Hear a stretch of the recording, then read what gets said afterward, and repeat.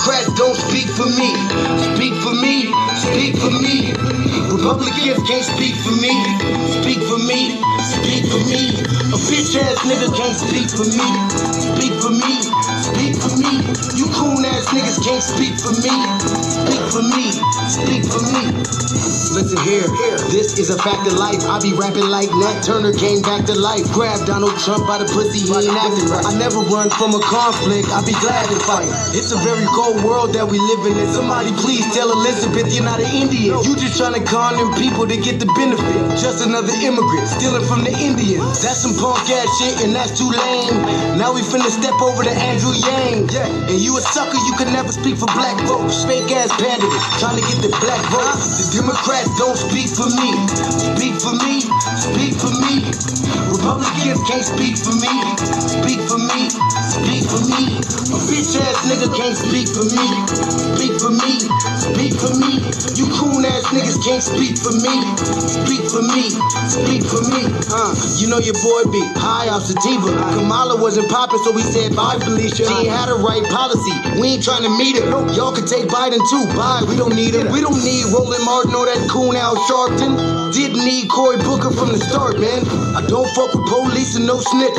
You know I'm coming with the heat when I spit it. The Democrats don't speak for me. Speak for me, speak for me. Republicans can't speak for me. Speak for me, speak for me. A bitch ass nigga can't speak for me. Speak for me, speak for me. You coon ass niggas can't speak for me. Speak for me, speak for me. If you ever go to court and this is your luck, try not to get fucked by Benjamin Crump. I know it's hard. You and all go is hard. But who the fuck is Amy Cloak? Put her picture up on the bullseye and start throwing darts. People cut our organs out our bodies, that's a stolen heart. They can't save us from the flood like Noah's Ark. Black lives always matter, we finna go for ours. So then we savages, we don't need to pot the piss. Mike Bloomberg can suck dick with that stop and frisk, bitch. You ain't speaking for us, we don't know you. Bernie Sanders, they get your funky ass on too. The Democrats don't speak for me. Speak for me, speak for me. Republicans can't speak for me. Speak for me, speak for me. A bitch ass nigga can't speak for me. Speak for me, speak for me. You coon ass niggas can't speak for me. Speak for me, speak for me.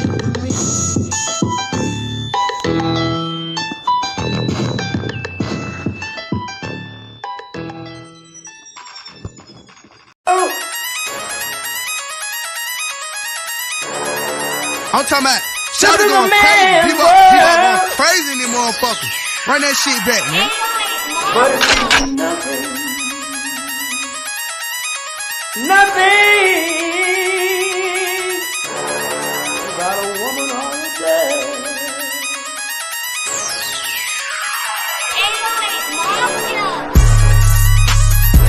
Man made the car.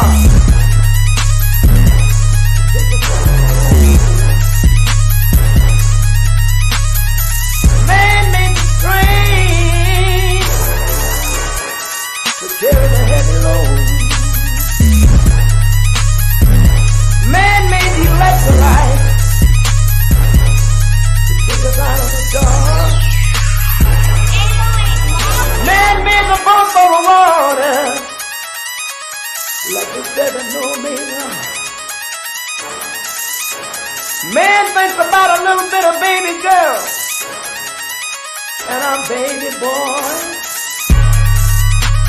Man make them happy because man make them sorry. But after man make everything we can, do you know that man makes money?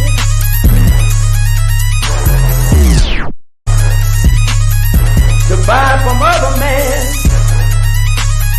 This is a man's world.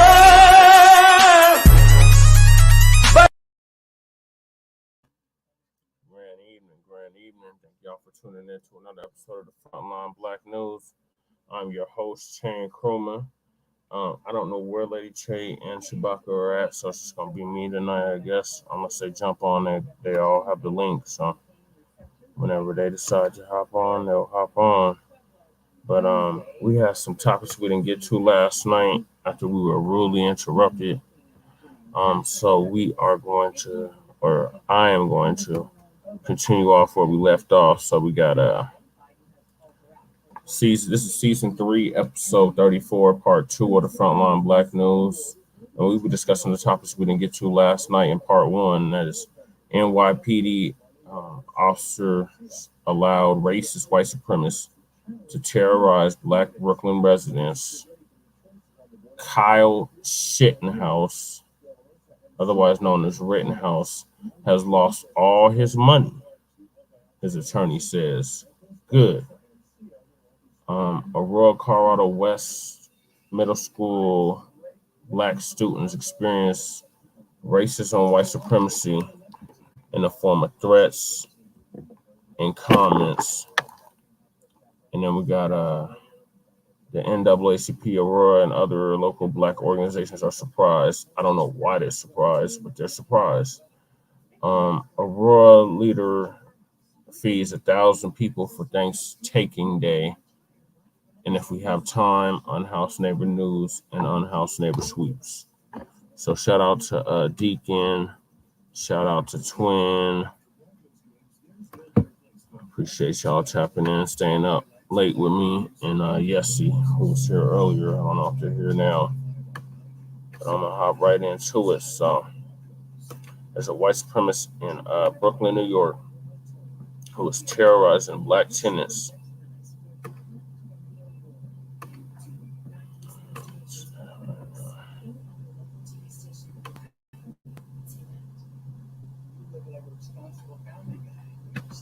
So this is from Professor Black Truth. Shout out to Professor Black Truth. I've been listening to Professor Black Truth for over 10 years now. He definitely sparked my involvement with the new Black media about 12, 13 years ago. And everything that he said has come to pass. So shout out to him. Yeah, let's just like to subscribe to him. What are y'all doing? So this is from Professor Black Truth. This is from his Moment of Truth 495 crime report that he does every Friday. So we got the NYPD allowed racist white supremacists to terrorize Black Brooklyn residents. I'm gonna let the professor give us the rundown. Make sure y'all like and subscribe to Frontline Blacc News. And now the fighting crime. Let me know how the sound Brooklyn, is. New York, the Crown Heights area. Since summer 2021, residents of Evansfield apartments have been terrorized by a violent racist thug. For years now, they endured racist threats, racial slurs, threatening racist graffiti on their doors, being threatened with a butcher knife, having the doors to their apartments slammed by a hammer as well as other objects in the building, and screaming. The Black residents of the building say that this offender's screams occurred at all hours of the night. The perpetrator of this criminality is a 67-year-old bigot named Stephen Adanasso. The residents of the building made countless calls to 911 over the last few years about his threats and violent behavior, but all that ever happened was a couple of arrests and trips to a psychiatric hospital. Each time, Adanasso was almost immediately released. The Black residents in the apartment building bought Ring doorbell cameras. They took several videos of him making threats and doing all sorts of other criminality, but nothing was ever done about it. Police said there was just nothing they could do. On April 3rd of this year, video taken by the neighbors shows Adanasso in the hallway threatening the Black residents of the building, saying, "Black people, we're gonna burn you."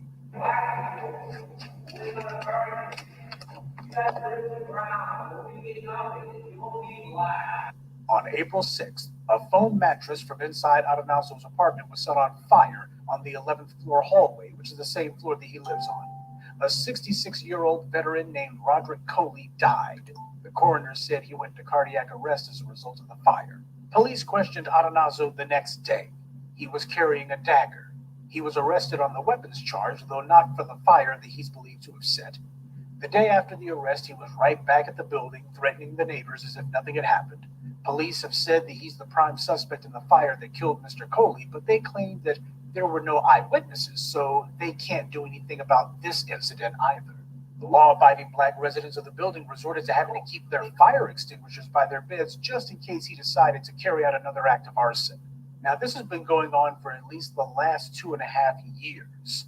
This is what this guy's been allowed to do. Had any of those black neighbors found it necessary to stop this racist lunatic from stabbing them or striking them with that hammer or burning them alive, do you think that Governor Hochul of New York would be saying, well, behavior has consequences? Of course she would never do that, because there's never been a single instance where a black person killed a member of the dominant society in self-defense and anyone praised them for it or defended it. There have, however, been plenty of incidents of legitimate, unquestionable acts of self-defense that ended with a law-abiding black citizen being arrested or even put in prison, like John White of Long Island. He acted in self-defense to protect his family from a teenage lynch mob who literally came to his doorstep. A few months back, the residents of that Brooklyn apartment building were able to get their local NBC affiliate to report on this racist creep and do a couple of televised investigations of his crimes. And just like that, suddenly the NYPD, after years of not being able to do anything, suddenly did something.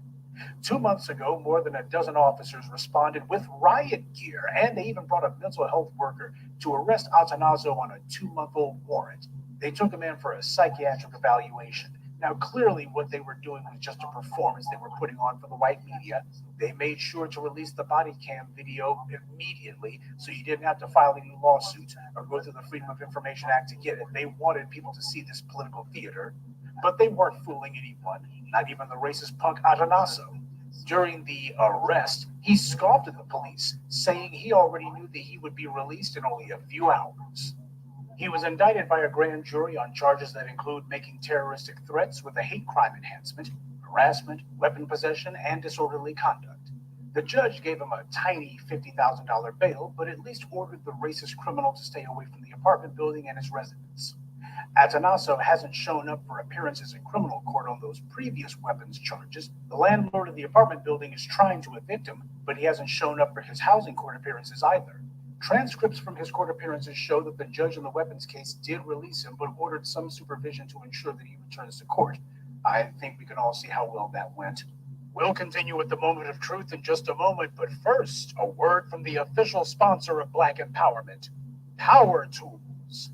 There's no telling when something's going to come up, so make sure you carry your power tools at all times. You never know when you're going to need to bring the hammer down, or when you'll have some trash that needs to be blown away, or some obstacle that requires cutting down. Don't get caught empty-handed. Keep your hammer close by. Keep that leaf blower at the ready, and always carry your steel. Power tools. Because no matter what your day job or side hustle may be, there's no excuse for not being ready to put in some work. We hear all the time from the white right about how Democrat-run cities have high crime, and yet whenever they put out these stories, they only mention it if there's a black person they can point to. You have never heard the Republicans or Fox News report on a white criminal and then say the prosecutors are being soft on crime. So the phrase soft on crime is racialized language. What we're seeing in New York with this Atanazo creep is racial privilege. Jordan Neely was killed, and he didn't harm or threaten anyone. Meanwhile, this degenerate has done all these things and is believed to have killed a man, and the police have had a strictly hands-off policy. The reason the police didn't do anything about it before is because this creep is one of their fellow race soldiers. He's one of the irregular forces of white supremacy, the non-uniform racists who the police allow and often coordinate with and actively shield from arrest in order to carry out the kinds of crimes that the police think would be too risky for them to try. Like, say, disturbing a building with black neighbors and setting fires inside the structure. The police only pretend to not be able to do anything because animals like this are one of their attack dogs. And this deliberate inaction by the police is also mirrored by the policymakers as well. This case is yet another in an endless string of examples of why there must be a hate crime law specifically to protect black people in America. Black people are the majority of hate crimes victims in the U.S., yet while the politicians race to enact an Asian hate crime law and set up hotlines and other measures to protect that community, there's been absolutely nothing done for black people in America, not at the federal or even state levels. The politicians refuse to even talk about a black hate crime law because anti-black racial violence isn't some anomaly. It's part of the ongoing war against black people taking place at all levels. Black Americans have a right to be safe and to ensure their own safety. Black New Yorkers and black citizens in general have the right to carry the implements of self-defense and be prepared to protect themselves in case some knife-wielding or hammer-carrying racist tries to come at them. The police are certainly not going to do anything about these white supremacist violent thugs, so it's up to Black residents to protect themselves and be prepared to look out for their neighbors and to be on their side in case they have to act to defend themselves. The police, the courts, and these crooked judges are going to bend over backwards to protect the white supremacists. So it's up to all of us to step forward to protect each other. And that's this week's Friday Crime Report.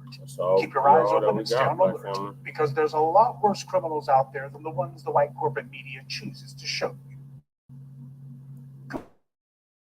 Good day and be one. I'd like to take a moment to mention some of our contributors: Edmund Ramsey, Coco Sweets, Gregory Franklin, Dondi Waddell, and Suleiman Alaji. Salute to them and thank you to everyone for listening, liking, and sharing this message. Black empowerment only exists because of you. Yeah, so shout out to Professor Black Truth for breaking that story. That dude definitely needs to go immediately. The police, like you said, the police just kept giving him slaps on the wrist. Said he was going to exercise his white privilege and he was going to get out in 4 hours. So this is exactly why we need an anti-Black hate crime bill ASAP. So the Democrats, Republicans, and they want our vote. We can start with that, along with reparations. So yeah, we see these incidents happen all the time. A lot of times they don't even make the news. So this dude really had to do something real drastic for it to make the local news out there in New York. They have them saying in the white-owned media, if it bleeds, it leads. So you gotta do something real heinous, something real serious to make the news or their news. So yeah, shout out to Professor Black Truth for breaking this story and reminding us that we need to keep our power tools at all times. Keep your head on a swivel, Black family. The days are over of the yes bosses, the ass scratches, and all that. We're taking a stand. And it's going to definitely start with my generation. Because enough is enough of this shit. So rumor has it was a bunch of tethers that lived in that building. So they probably didn't know what white supremacy was like or what that experience was like. They got a real rude awakening. So yeah, hopefully they get that dude out of the building. He'll never be able to rent there ever again in life. We can only hope. But yeah, we'll keep y'all posted about that here on Front Line Blacc News. So I'm gonna move us along to Kyle Shittenhouse. So y'all remember Kyle Shittenhouse, right? That was the monk that went across state lines underage with a weapon, with a AK-47, talking about he was going to protect property and he wanted to help the police out because the rioters and the looters were rioting in Kenosha, Wisconsin. And he had his mom drive him all the way from Chicago, Illinois to Kenosha, Wisconsin to protect property. And he ended up killing 2 white people. But his intention was to kill Black people at this protest. And that bastard got away with it. And he got $2 million in the process. He did a whole media tour with Fox News and other right-wing outlets. Tucker the Sucker had interviewed him. And things were looking bright for young Shittenhouse. And now, come to find out, less than 2 years later, Kyle Shittenhouse, I'm going to make that perfectly clear, Shittenhouse, is broke now, his attorney says. And it's a good riddance to Shittenhouse. Okay, Kelly, I see you. Kelly says, oh, we can talk Kyle Rittenhouse all day. That's my neck of the woods. Story's a little misconstrued though. Shay, Rittenhouse is broke. I know. Yeah, he is broke. That's exactly what I'm about to dive right into, Kelly. So you came right in time. So shout out to Lisa Cabrera.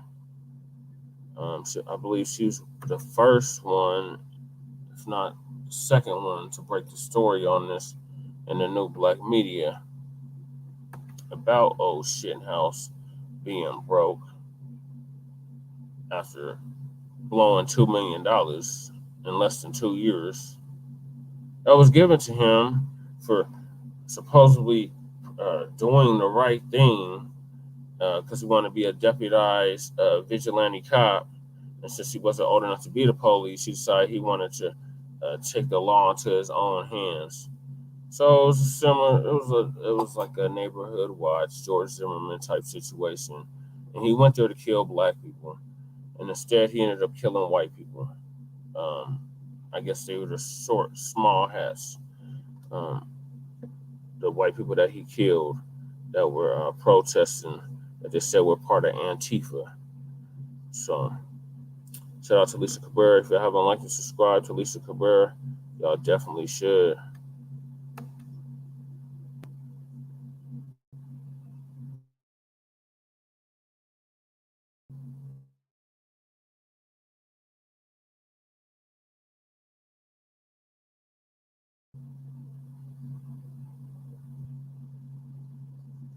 I gotta fast forward to see.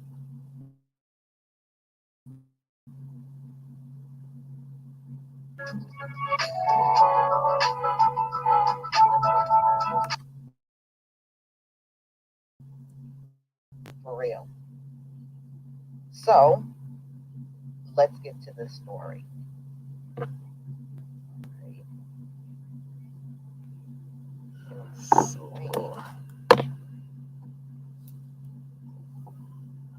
Very good.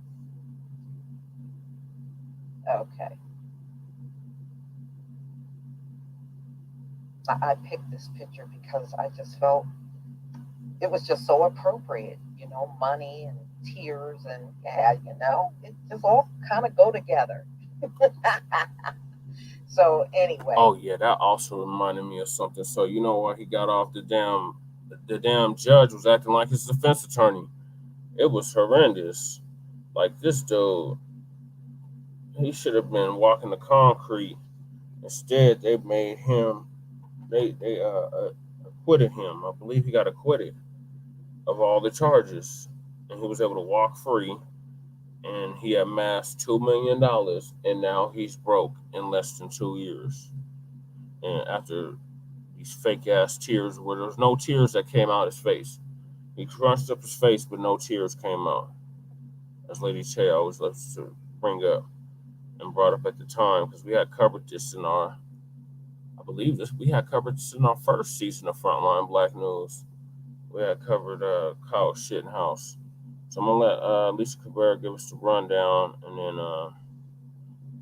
I'll dialogue with whoever's in the chat about it until Lady Che or Shabaki get on. Let's get into this one.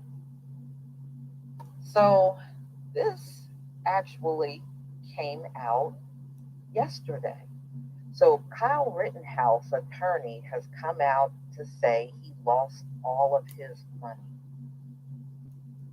Not he had to pay for bills and take care of business. No, he lost all of the money. Now, he was given by the sympathetic, privileged ones, gave him money. And he was given $2 million, y'all. I don't know how many of you know that. Yep. He was given $2 million. And he busted through $2 million in less than 2 years. So Kyle Rittenhouse has lost his money since he was acquitted over 3 shootings at a protest in Wisconsin, which he really had no business being at. His criminal defense attorney, Mark Richards, this is what he is saying. the 20-year-old is releasing a book. Now, guess what his book is called, y'all? The name of the book is called Acquittal. He's publishing a book. Look, I don't know why Kyle Rittenhouse is broke, y'all. And here's the reason why I am saying this. I don't understand how he is broke because, let's face it, people like him are very privileged. You mean to tell me he can't get up and work a job? He's old enough to work a job. And you mean to tell me none of these people that support him couldn't offer him a job to do? He's at working age. He's a young man. Right. So what's the reason on why he's not working? So he's trying to put a book out. And from what I understand, the book is coming out shortly. So I guess that's a way they're going to catapult him back into fame and glory through this book called Acquittal. Well, that's what they intend on doing. But no, I mean, look, if you're not in school, because it don't say anything about him attending school. So if you're not in school, you need to be working, right? You should be working. So what's the excuse? Right. I thought y'all work hard. I thought you all work hard. Yeah. And remember, they claim we're the ones that are bad at money. And this dude blew through $2 million in less than 2 years. But we're bad with money. Go figure, right? So the 20-year-old is releasing a book that describes his life as well as the circumstances around his fatal shooting of 36-year-old Joseph Rosenbaum and 26-year-old Anthony Huber. And Kyle Rittenhouse also injured 26-year-old Gage Rosencruz at a protest after Jacob Blake, a black man, was paralyzed from the waist on down after he was shot by a white police officer that same month. Now, yeah, the officer paralyzed him, but trust me, he was intending on killing Jacob Blake. It just didn't work. So Kyle Rittenhouse argued that he used the gun in self-defense and was acquitted. Yeah, because the judge acted like a defense attorney on charges of first-degree intentional homicide, attempted first-degree intentional homicide, first-degree reckless homicide, and 2 charges of first-degree reckless endangering safety. And we know he beat the charges. Rittenhouse sparked an uproar after he announced his new book, Acquitted, on social media accounts on November 20th. So it was just a few days ago he announced this book, describing it as a story of survival, resilience, and justice. The hell? What the hell? Okay. Well, I guess the people like him will like it. I can't see a lot of people buying the book for the reason of helping him out financially. Other than that, I would not find his book to be that interesting. So anyway, talking to Court TV, attorney Mark Richard, who represented Rittenhouse, said he is working and is trying to support himself. And, you know, everybody think that Kyle got so much money. Whatever money he did get is gone. He got a lot of money, y'all. And if you remember, George Zimmerman did too. When George Zimmerman was on trial for killing Trayvon Martin, they threw a lot of money at George Zimmerman as well. And George Zimmerman, I think like a year or 2 later, was living out of a car. You know, it looks like their heroes just seems to always fall on bad financial times. So anyway, he's living. I don't want to say paycheck to paycheck, but he's living to support himself. Obviously, as his lawyer and somebody who I want to do well, I hope he does re-engage in his studies. But right now, he is working full-time. He is living a law-abiding life. and he is doing something that he enjoys, but he doesn't say what that is. All right. So Rittenhouse has opened up about needing money in the past and previously used an appearance on Tucker Carlson's Fox News, which we know Tucker is no longer there, to request donations for his legal fund. He faces lawsuits from the man he shot and injured, as well as the father of one of the two men killed. Yeah, because, civilly they can go after him. And being that he's putting this book out, if they win in civil court, they can take the proceeds from this book. Hi, True Royal Kim. I left my phone over at my brother's house. I'm gonna read that bullshit ass book. So I got to go over there and get it, because he said he saw your name pop up on the phone when it was ringing over there. I left it over there. So I am going to go get it, and I will call you later. So anyway, this dude, this is a pathetic story, y'all. This really is. So there's a lot of people in this country that live paycheck. Sorry, y'all. The way this is set up, I can't see the So comments. what? He's above that. I'm trying to stop sharing. I don't feel sorry for somebody that blew through I'll $2 get to million. your comments once I'm done. I don't feel sorry, y'all. He didn't spend that money on no attorneys, because money was raised to cover his attorney fees. Okay, that was for the family to have, him and his family. So anyway, so he's on TV back then asking for money for his legal funds. Yeah. And he's facing civil suits from two different people that he shot. So Richards, who is also representing Rittenhouse in his upcoming civil cases, said that his client's book, he talked to me about it. I read the book before it went to the publisher. I have no problem with him writing the book. He lived it, he paid for it, and it's his story to tell. I mean, y'all, how many people want to hear Kyle Rittenhouse story? I don't. Okay. All right, so he goes on and say, I think he wanted the whole story told. I represented Kyle from almost the beginning until the trial. That was approximately 15 months ago. And when I read the book, there was a lot of things I didn't know, Richard said.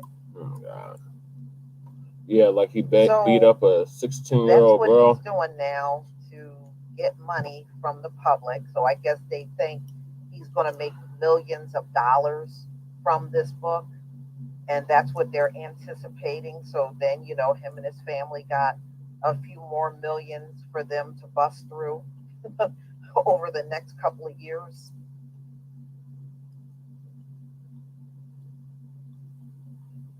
Yeah, come on now. Kyle did not write this book himself. Somebody probably ghost wrote the book. Come on, y'all. People like him don't write books. They have ghost writers to write the book.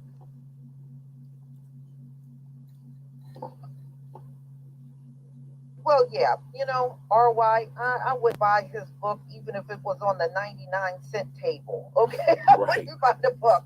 And the thing is, there are people that support him that will probably buy the book because they know it will help him out financially. So, yeah, you're going to have some people run out there and buy the book. But, just because they buy it, are they going to really read his book? I don't think so. I don't think a lot of people are going to read this book. They may buy it, but they won't read it.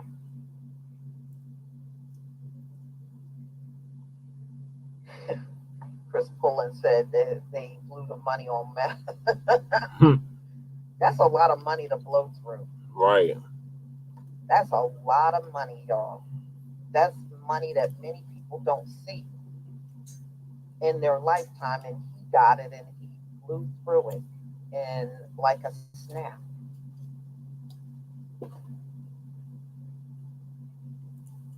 Mm-hmm. Let me see. I think she's just some people in her chat. Yeah. Yeah. I just reading that, I sure don't feel sorry for him. I don't feel sorry for him at all. Not at all. Not at all.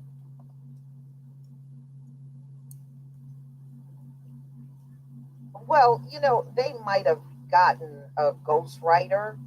That's what I think he probably did. I don't believe this dude sat down and wrote some book, okay? I don't believe that.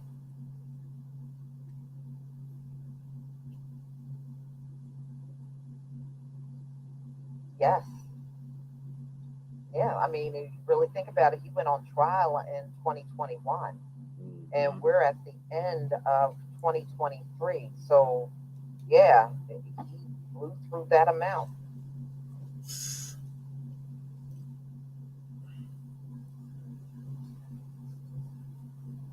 Well, I don't think this guy is one of these people that can change the world.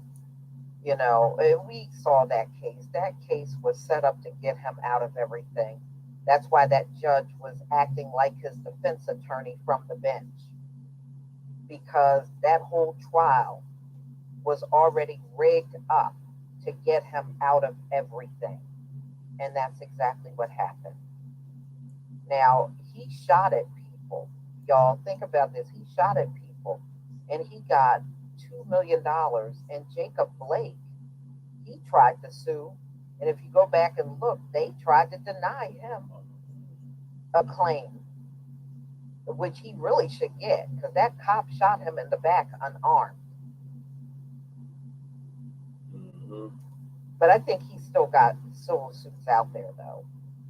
But yeah, I mean, he got more of a reason to get $2 million than Kyle Rittenhouse does, in my opinion.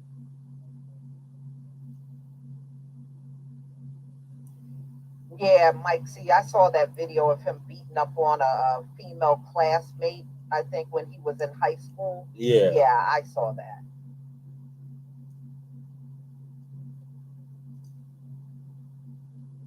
And then I remember every time someone spoke about him, he was going to sue and all that.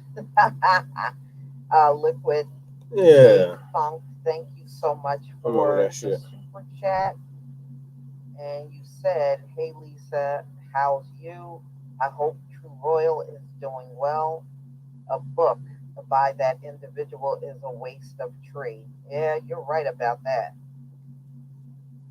It sure is.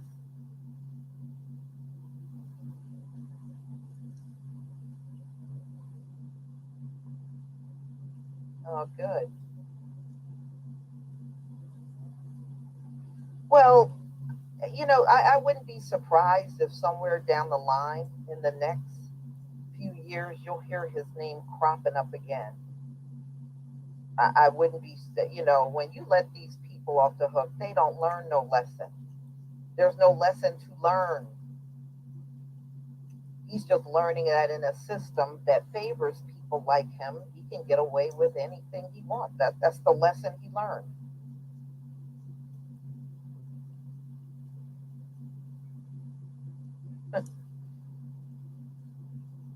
I did a live stream last week and I had 1,300 people show up on my live stream, right? When I got done with the live stream and I went to look at my numbers, it said I had 376 views. That's what it said. It had 370.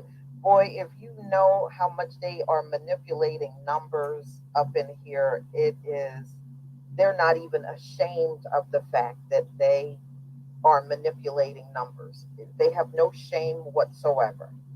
They have no shame.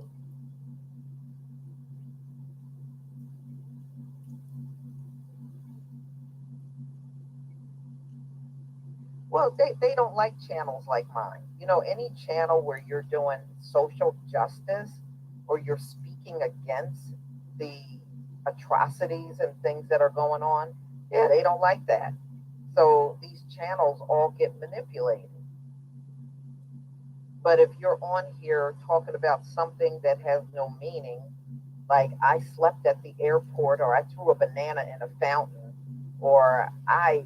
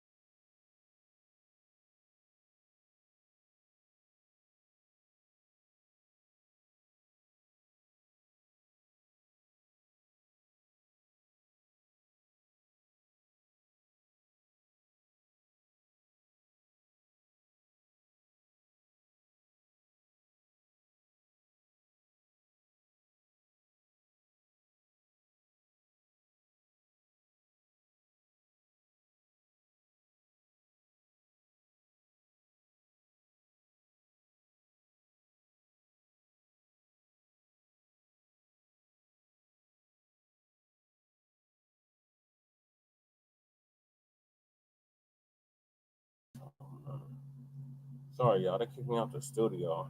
Just realized that. I was like, what the hell? Okay, so it says, okay, so she's saying the gun story is off. The gun was purchased here in Wisconsin. So where's the lines that were blurred? I don't know where you're getting that part from. From what I remember hearing and what I remember doing research on, he had, he had purchased the gun in Illinois and brought it into Wisconsin. So I don't know where you're getting this. He purchased it in Wisconsin.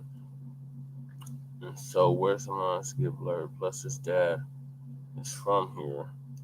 Could have offered the baby mama, but he put his hands up on the black man. He could have off the black man. Yeah, that was his whole intention, Kelly, was to off a black man. When he put his hands up, smart move. Yeah, after he killed two white people. Twin says, wow. Wisconsin gun laws are not defined and left for the courts to decide.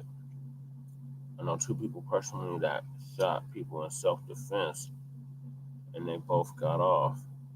One white woman and a black man. Well, this dude was not, okay, if any of that is even true, the dude was not acting in self-defense. There was nobody threatening him. Like I said, he purposely went there to carry out an act against black people. And when he couldn't find black people to attack or shoot, he shot white people instead. Um, we went to the Rittenhouse trial pretty much every day. There was a few days we missed. Needless to say, Rittenhouse will be okay. He's working an everyday job. How is he working an everyday job? Where is he working?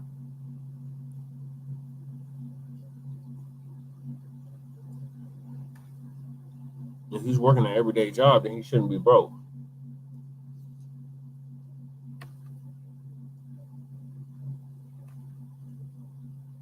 If I were him, I wouldn't drop that book until the civil cases are settled.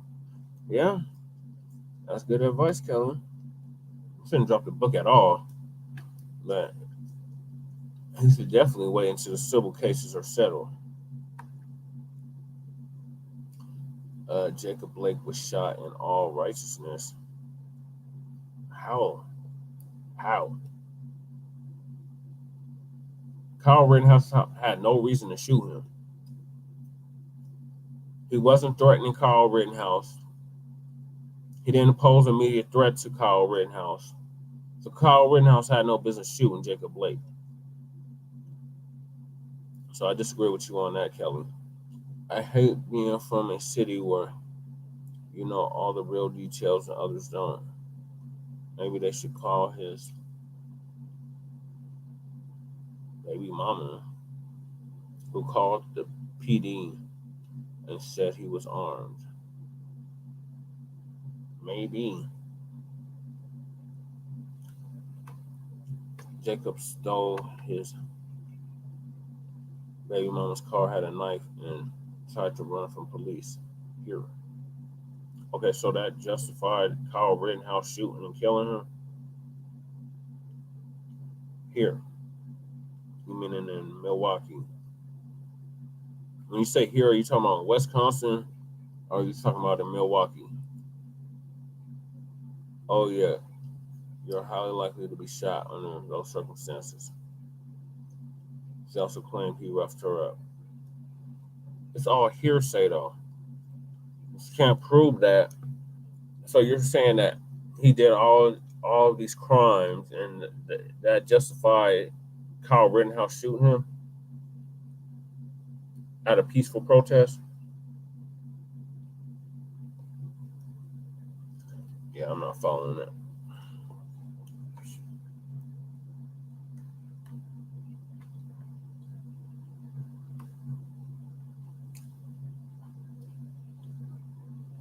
Shout out to the viewers, though. Appreciate y'all tapping in.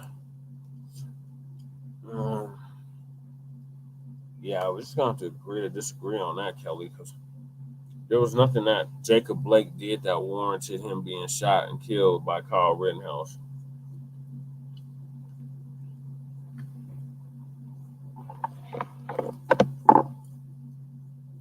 First of all, Kyle Rittenhouse ain't even a law enforcement officer. So he didn't even have no business even being there in the first place. He literally went there, like I said in the very beginning before I even played the video, to kill black people. That was his whole intention. So there's intent. He should have been charged with first-degree murder, not second-degree, not manslaughter. And definitely not self-defense. How was he acting in self-defense? Did Jacob Blake put a knife out on him? Did Jacob Blake run up on him? Did anybody run up on him? They ran up on him when they seen he had that gun, right? And he was trying to target black people. It's not following what you're saying, Kelly.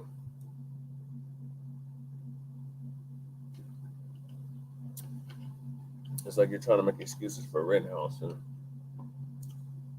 he had no business doing what he did. He was in the wrong. And he should have been tried and convicted as such.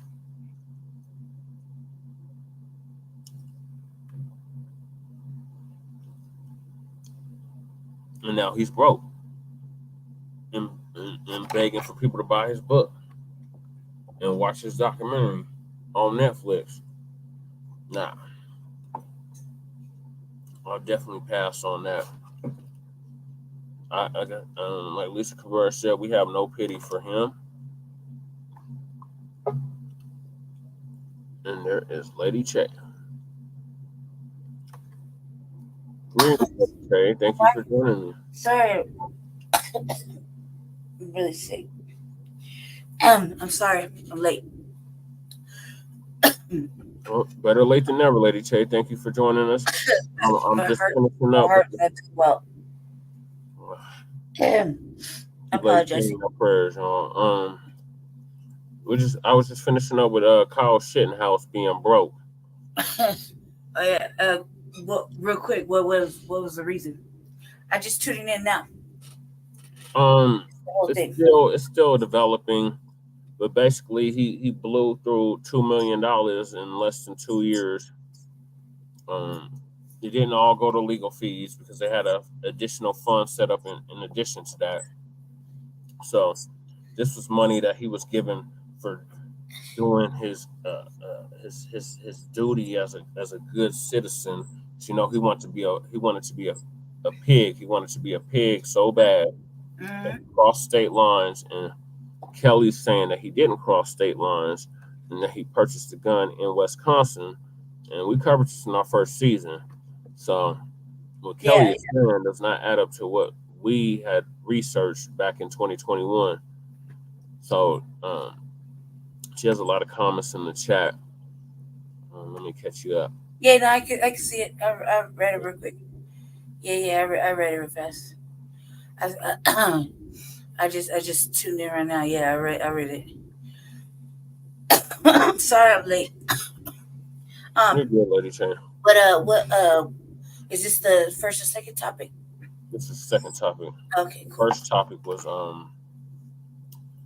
the Brooklyn white supremacist that was terrorizing the black residents in the apartment building. Oh, okay, yeah. I'll catch up on that later. Carry on. I'm sorry I interrupted. I'm here. I'm having a good time. So what are your thoughts on Kyle Shittenhouse and what Kelly is saying in the chat? Let me go over it real quick. I read it. Kelly, I read like speed reader. So I read that like within like 2 seconds. So let me just go over real quick. I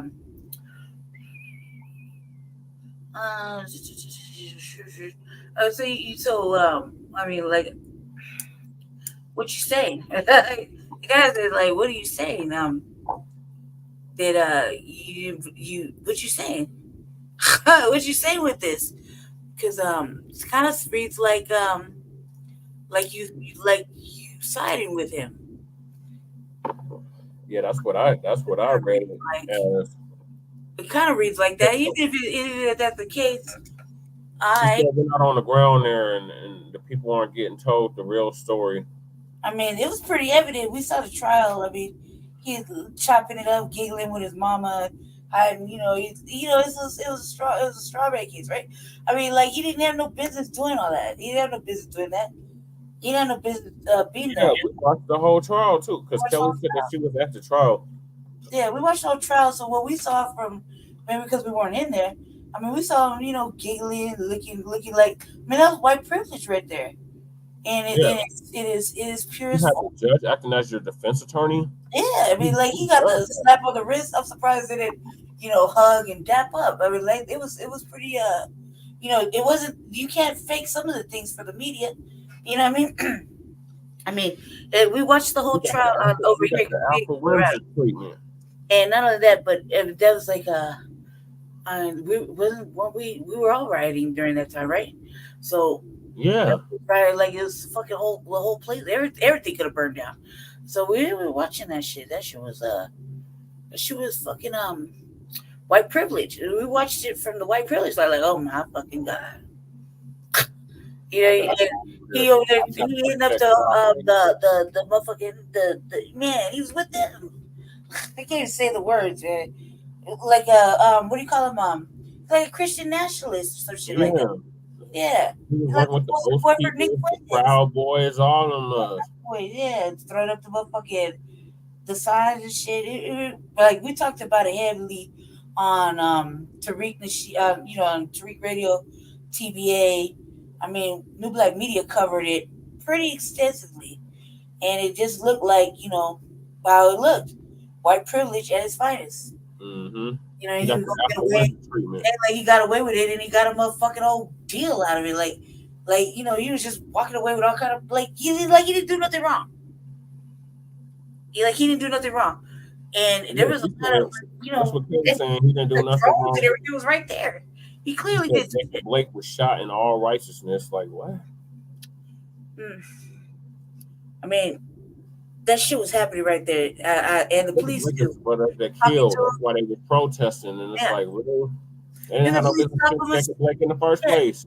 Yeah, I don't remember too He much. was running away from them. Yeah, didn't the police stop him and talk to him for a second and you just let him keep going? Yeah. Yeah. I'm like, you know, that's white privilege. He had the complexion for the protection. The whole way through.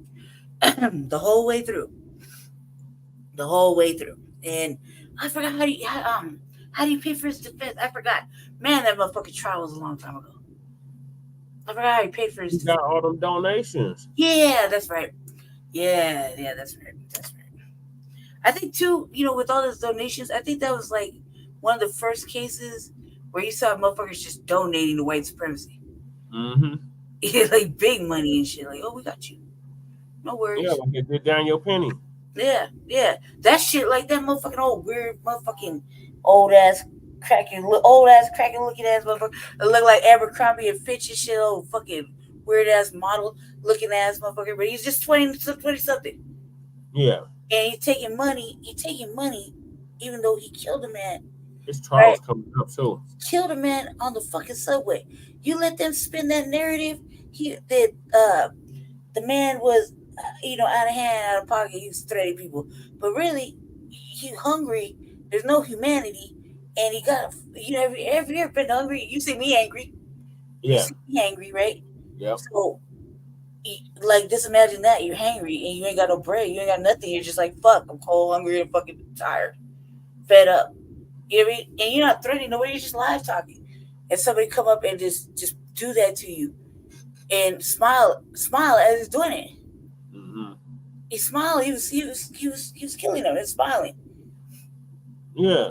Right there, and then that shit is like, oh well, you know, whatever. And people give him money. It's like, how the fuck you gonna do that? But when they did the parade. Yeah, Daryl Brooks. Daryl Brooks, right? Daryl Brooks, you know, Daryl Brooks is a brother. And Daryl Brooks, you know, he ran through a motherfucking parade of nothing but crackers. The motherfucking, you know, the shit that, you know, we quietly fantasize about. All white people. You know what I mean? Just quietly just fantasize like, oh my God, they can only despair, right? And what happened? Nobody wanted to listen. They made it look like he was an idiot. He didn't know what he was talking about. Fuck him. He did so much damage to all these white people, blah, blah, blah, blah. But a white lady can run over the same amount of motherfucking white people. She just gets slapped on the wrist during a Black Lives Matter march. You know what I mean? And I'm like, why do we not happen here in Denver? Books? Yep. Why did we not, you know, say, you know, you was living out everybody's motherfucking secret motherfucking secret inner thoughts. Here's a little bit of money on your books. They weren't gonna let them do it. It was right from the gate. You could tell how it's gonna go when you got a fucking jury of your own peers. You're black, all your peers are white. Then that's a miscarriage. Right? All their peers white. It's not a jury of your peers. Yeah. Did I ever have no white man getting accused of something, and he got black people out of his jury? Hell no, never. If he's guilty, I'll be like, guilty. 2 fingers, guilty. You know, like, no, they don't do that. They don't let us up there like that. Hell no. Man. I told, remember Uncle Ruckus, what I'll show you? Oh. Uncle Ruckus was on the jury. Man. Oh, man. Yeah, no, I'm glad he got his shit taken away. I'm glad he don't got no money. Maybe now he can go to work like a regular person. Stop trying to. He said he has a job. Yeah. And he wanted to be a police officer so bad. Did anybody hire him? Yeah, did they hire him on the police force, Kelly? Yeah. Did they give him a job in the academy? Did they recruit him to the army? Did the Proud Boys want him over there? Kill melanated people so bad. I mean, yeah. Surely the mascot should have got a job by now. Oh, poster boy. Like, he looked like the poster boy for fucking Nick Fuentes, like young Nick Fuentes. Mm-hmm. You know. He's a baby Nick Fuentes, yep. Yeah. I don't feel. I'm glad he's broke. I hope he stay broke. Some Yeah, people me don't too. need money or weapons. Mm-hmm. Like, dude, there's a lot of cases that we only hear a little bit about, like that they don't really punish these folks. They really don't. They get Mm-mm. to a lot of shit and they really don't get punished. Mm-mm. A lot of these motherfucking school shootings and stuff like that. I Yeah. don't see them get punished if they, a lot of say they don't make it alive, but they do. Some do. Or they try to charge the parents or something, and they never really get punished. Mm-hmm. Yeah, it's a Yeah, would you say miscarriage of justice? Yep. Yeah, that's crazy. Um, I'm sorry, family. I'm just haven't talked all day, so kind of getting warming up. Go ahead, Jesse. What's your next item on the agenda? We're going to Aurora. Oh yeah. We got this situation with West Middle School in Aurora, Colorado. Mm-hmm. That's been buzzing around. The NAACP Aurora chapter is real surprised about it. I'm not Yeah, gonna I lie, don't understand why, because like nobody's really I'm in here. I'm out here in Aurora, and it's just very cover your eyes, close your ears. You ain't seen shit. Nobody solves crimes anywhere. You know what I mean? There's a lot of fucking raggedy ass shit going on, and nobody's getting um nobody's getting punished anywhere. Nobody's getting arrested except when they want to. And all kinds of racism and shit going on. And you would think that it would be the narrative, but it's completely not the narrative. The crimes that are being committed are like totally fucking Hispanic related. But Mm-hmm. you can't just say that. But they have eventually you'll read it in newsprint. Right. 18, 19 deep. You know what I mean? But it take forever to figure it out. It's like you were right there, like on Havana. You was right there. You saw all this Yeah. shit, but all of a sudden you don't want to talk about it, and then the police. Yeah. Right. So this next story is right here in Colorado, right where Lady Chase at in Aurora. Colorado Middle School's racist rant caught on video. I'm going on mute. Go ahead. Okay. So this is from our Fox affiliate out here, Fox 31 Denver. The Cherry Creek School District under fire tonight after repeated discrimination at West Middle School. A September incident involving a student is now publicly coming to light. The recorded video taken off school grounds is filled with racial slurs and shows the child stating Black people are cotton pickers, should not be alive, and stink up the room while expressing hate for their skin color. That's some old white people talk. The audacity. Oh my God. Anybody stink up a room is damn. Right. That's an old white people talk. Jesus. Damn. That's Portia Prescott. She's the head of that NAACP Rocky Mountain chapter. She's only polite when she sees you in person, man. When you try to talk to her off about some serious shit offline, it's no go. Terrible behavior. Yeah. Well, she's technically the ops. So right. There's that. I'll classify this in the League of Mammies. But we should look at this as being a cry for help. The Rocky Mountain NAACP stepping in after getting flooded from outraged parents who say their children. That's Cherry Creek School, yeah? Portia Prescott says this video was taken during some sort of online video game, but says it's a matter of public safety, fearing a possible Cherry Creek School District. When a person says, I have an N card, so that means I can use the N word, that's not okay to Black people. That's not okay. The Cherry Creek. Well, they always talking about the goddamn race card. They always talking about, you playing the race card. You playing the race card.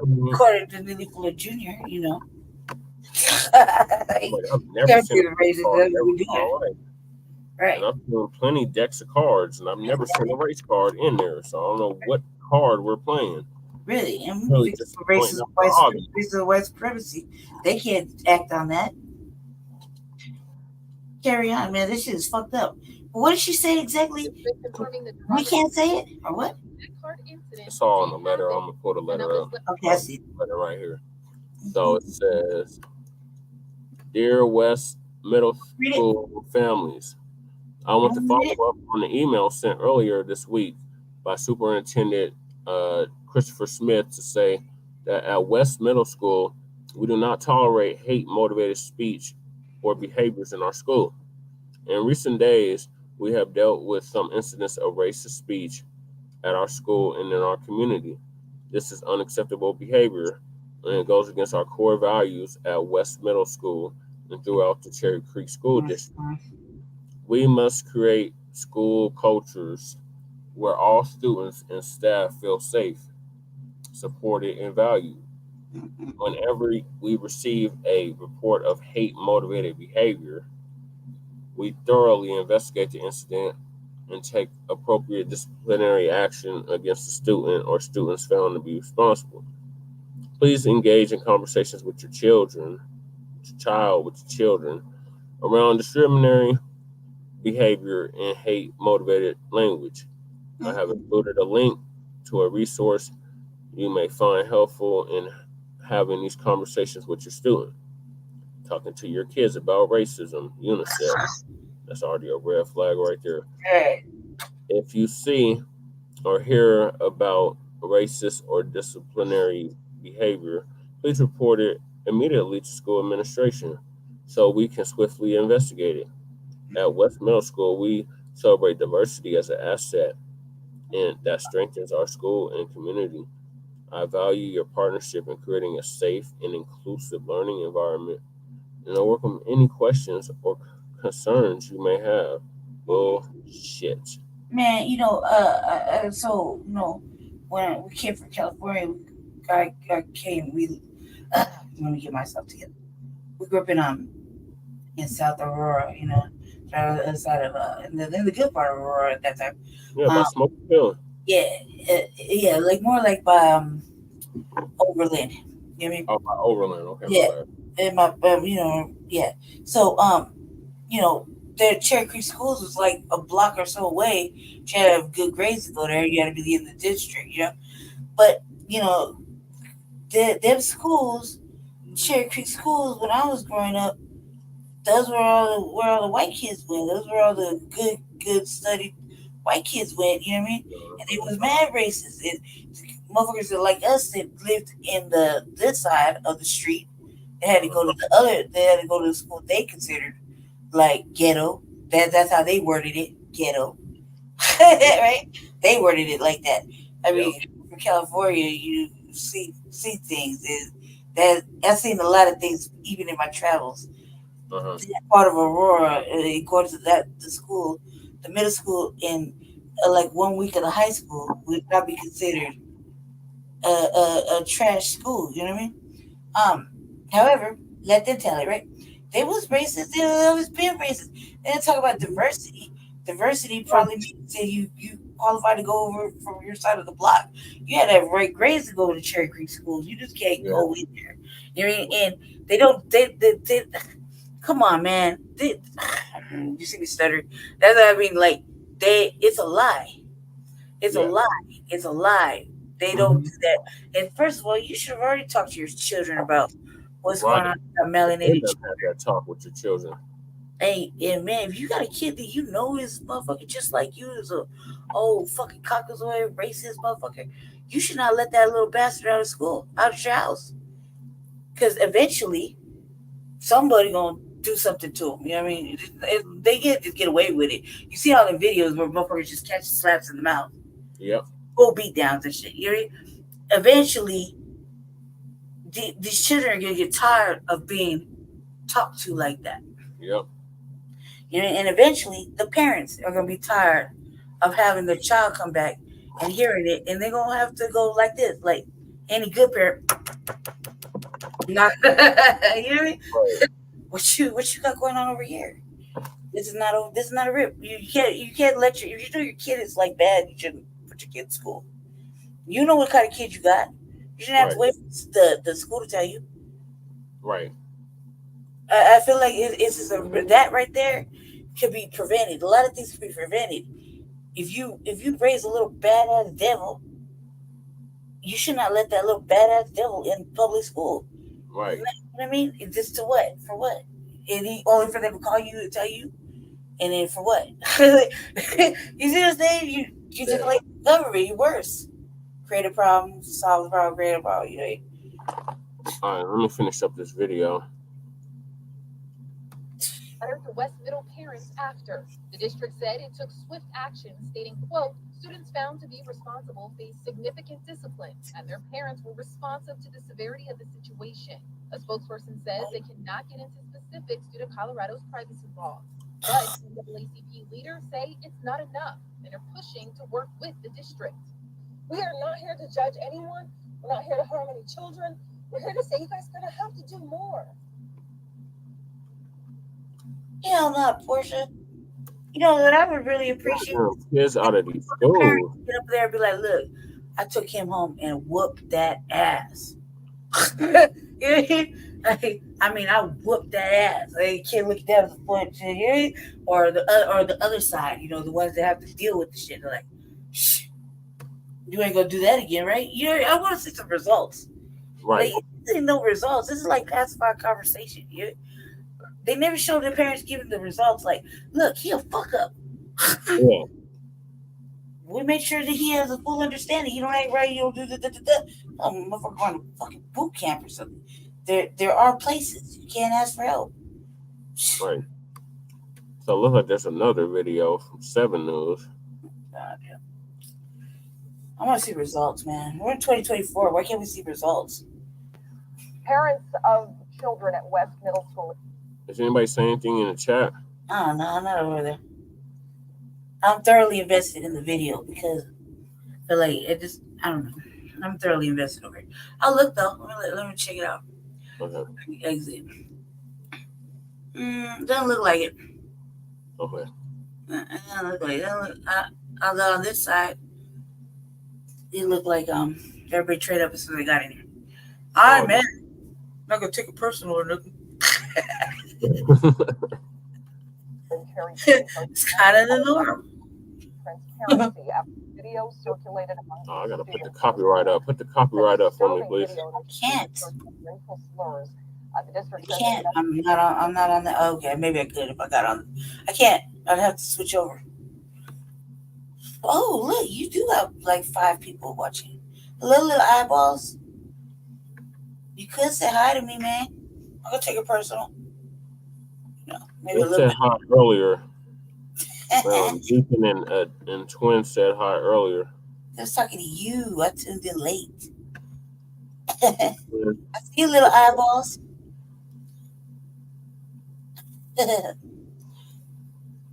Yeah, thank you. Yeah, no. You get to see all the good shit over there, Jesse. I couldn't find the link. I had to track the link down. I literally sent it to you on Messenger. I know, but I'm not well. Just okay. So I couldn't remember where it was. I can't really see that great. He and parents both spoke yesterday and say the district didn't do enough to warn them of the severity of this. I'm happy I made it to the show. Let's put it that way.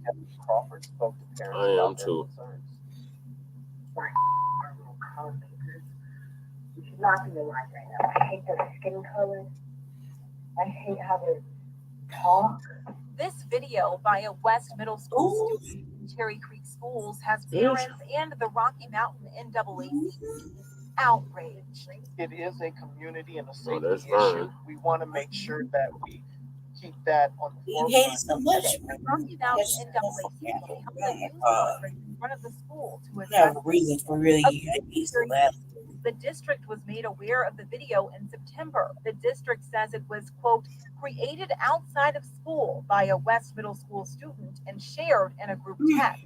The district claims it took swift action to address the students. Hey, what? That motherfucker's little leg is kind of ruined at that point. Right. Think about it later on when you want to get a real job. Parents and the Rocky Mountain NAACP say they're concerned that the student still attends the school, even though the video about Black people said, quote, they should not be alive right now. Wow.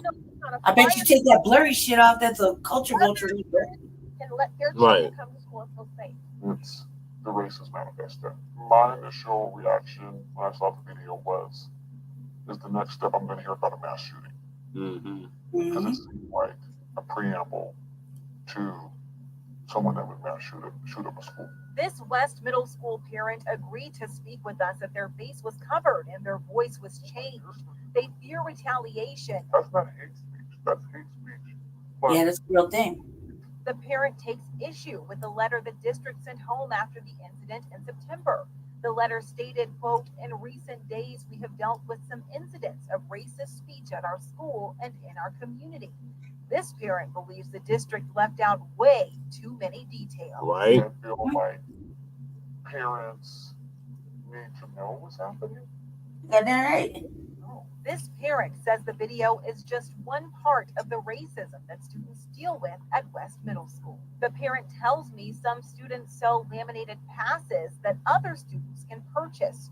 A student with a so-called N-word pass can use that pass as an excuse to call another student that racial slur. I wish that would have, oh my God.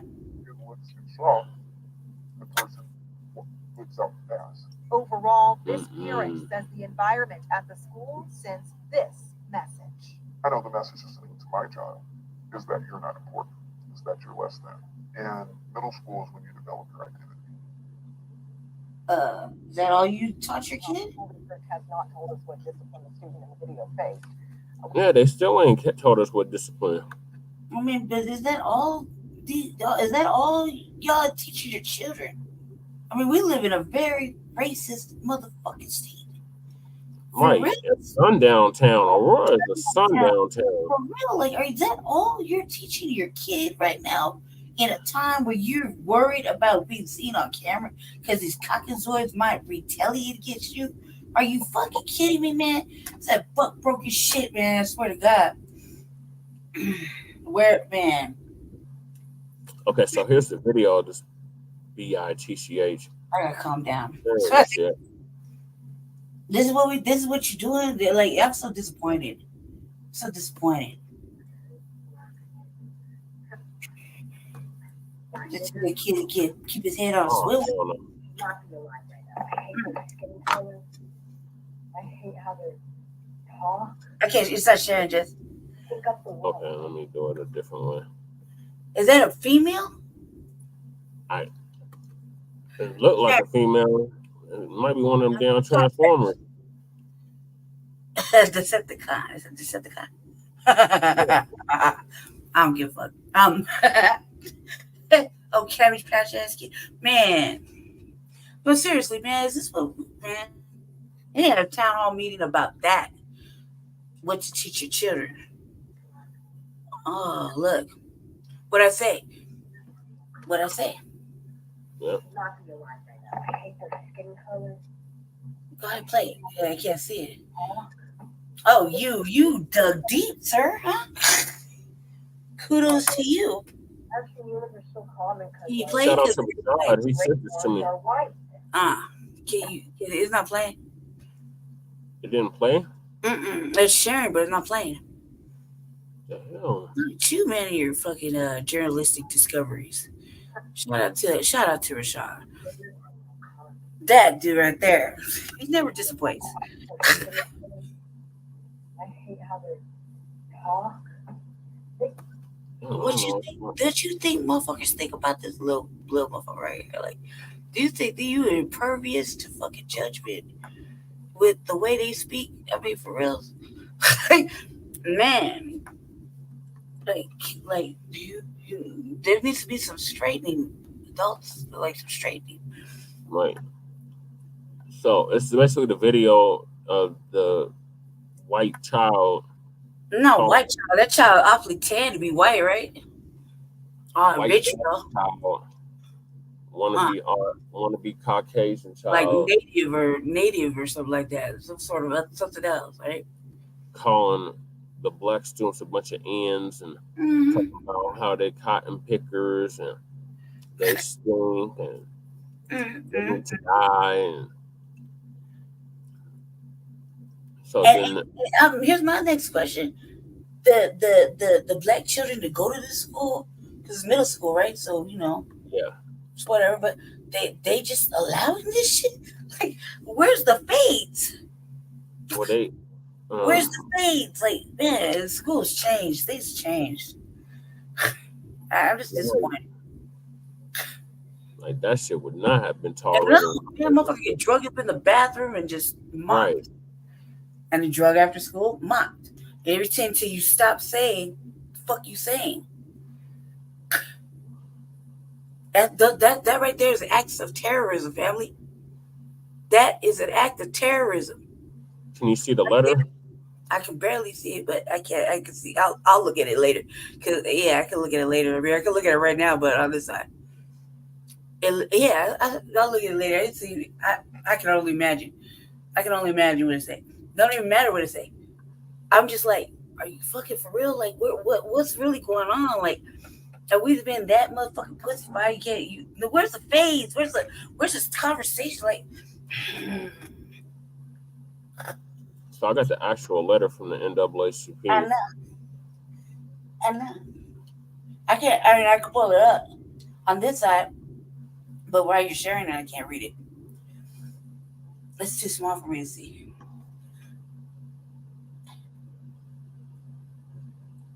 Fuck them, man. And like, where's the repercussions? These are acts of terrorism. Right. Acts of terrorism. Real shit. Like, juvie, what's up with the guilt? Right. I'm sure there's an open cot somewhere. Okay, so here it is. So on September 25th, 2023, no problems. While riding the bus to school, observed this, whatever the hell it is.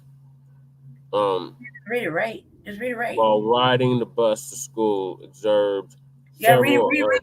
Just read it like I'll read it right. Or can I read it right? I'll read it right. Their name is blocked out. Oh, but they use it in derogatories, right? They're using derogatory language. That's what's all blacked out. No, the derogatory language isn't blocked out. Their names are blocked out. Okay, yeah, okay. They're children still, yeah, okay. Carry on. Observed several of his fellow students snickering as they watched a video on their phones. Some of them were looking his way as they snickered.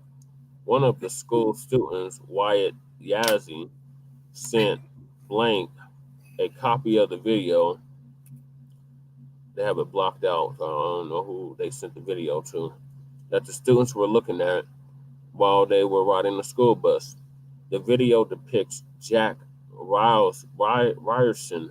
There you go. That's cyber menacing right there. I already 2 charges. One of the school students making the following statements, among others, in a recording he made and shared with the school's other students.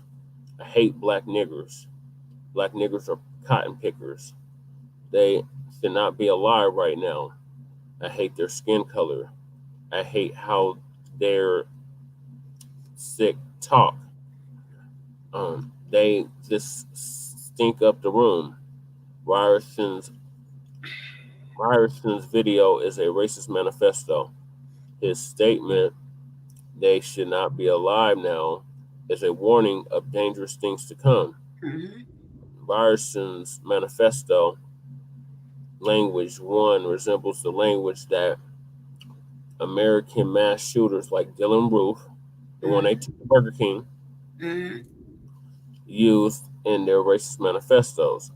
The day after Yazzie sent Ryerson's video to Benjamin, September 26, 2023, the school allowed Ryerson to come into direct contact with Blank at the dean's office while their Ryerson talked to Blank about the video and did not apologize. Mm-mm. And then they got a Wikipedia link with list of manifestos of mass shooters. Mm-hmm. And after Wyatt Yazzie sent Blank the video and Ryerson talked to Benjamin on September 26, 2023, Blank began to have nightmares and he no longer feels safe on the school bus or at the school while Ryerson and Yazzie are nearby.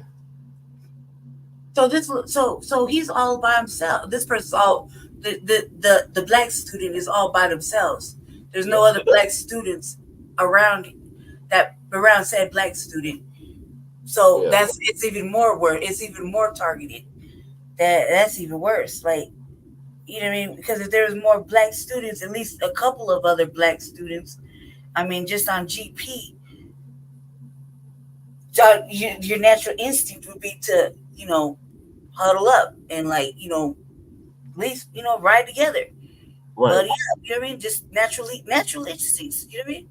Mm-hmm. Like, you wouldn't just hey, I don't like this shit, man. Let's just go see the old boy. You know what I mean? Like, that's a natural instinct for us. That's even worse. That's terroristic threats, cyber menacing by doing that, and you know what I mean? Like, directly targeting it. It's a targeted affair. Yeah. No wonder. You know what I mean? It makes sense how the parent feel. However, I don't even think there's really a however. I think that they're not really exploring the best option, which is, you're gonna have to take that motherfucker out of the school, like, legally. You know what I mean? Legally, like, look, you should do something about that, because one breeds more. Right. You know what I mean? If that one is passing a group message to God knows how many, sharing a video of motherfucking anti-black derogatory hatred, you know what I mean? Terroristic hatred, because that is an act of terrorism. That is a hate crime. That will be a hate crime. Even if they put hands on said black child, they even bump into black said child, you know what I mean? That's a hate crime. They're doing it on purpose. It's on purpose. You know what I mean? It is. There's no other way. When did this happen? It's happened in September. Oh my God! So nobody knows what happened since then. Right.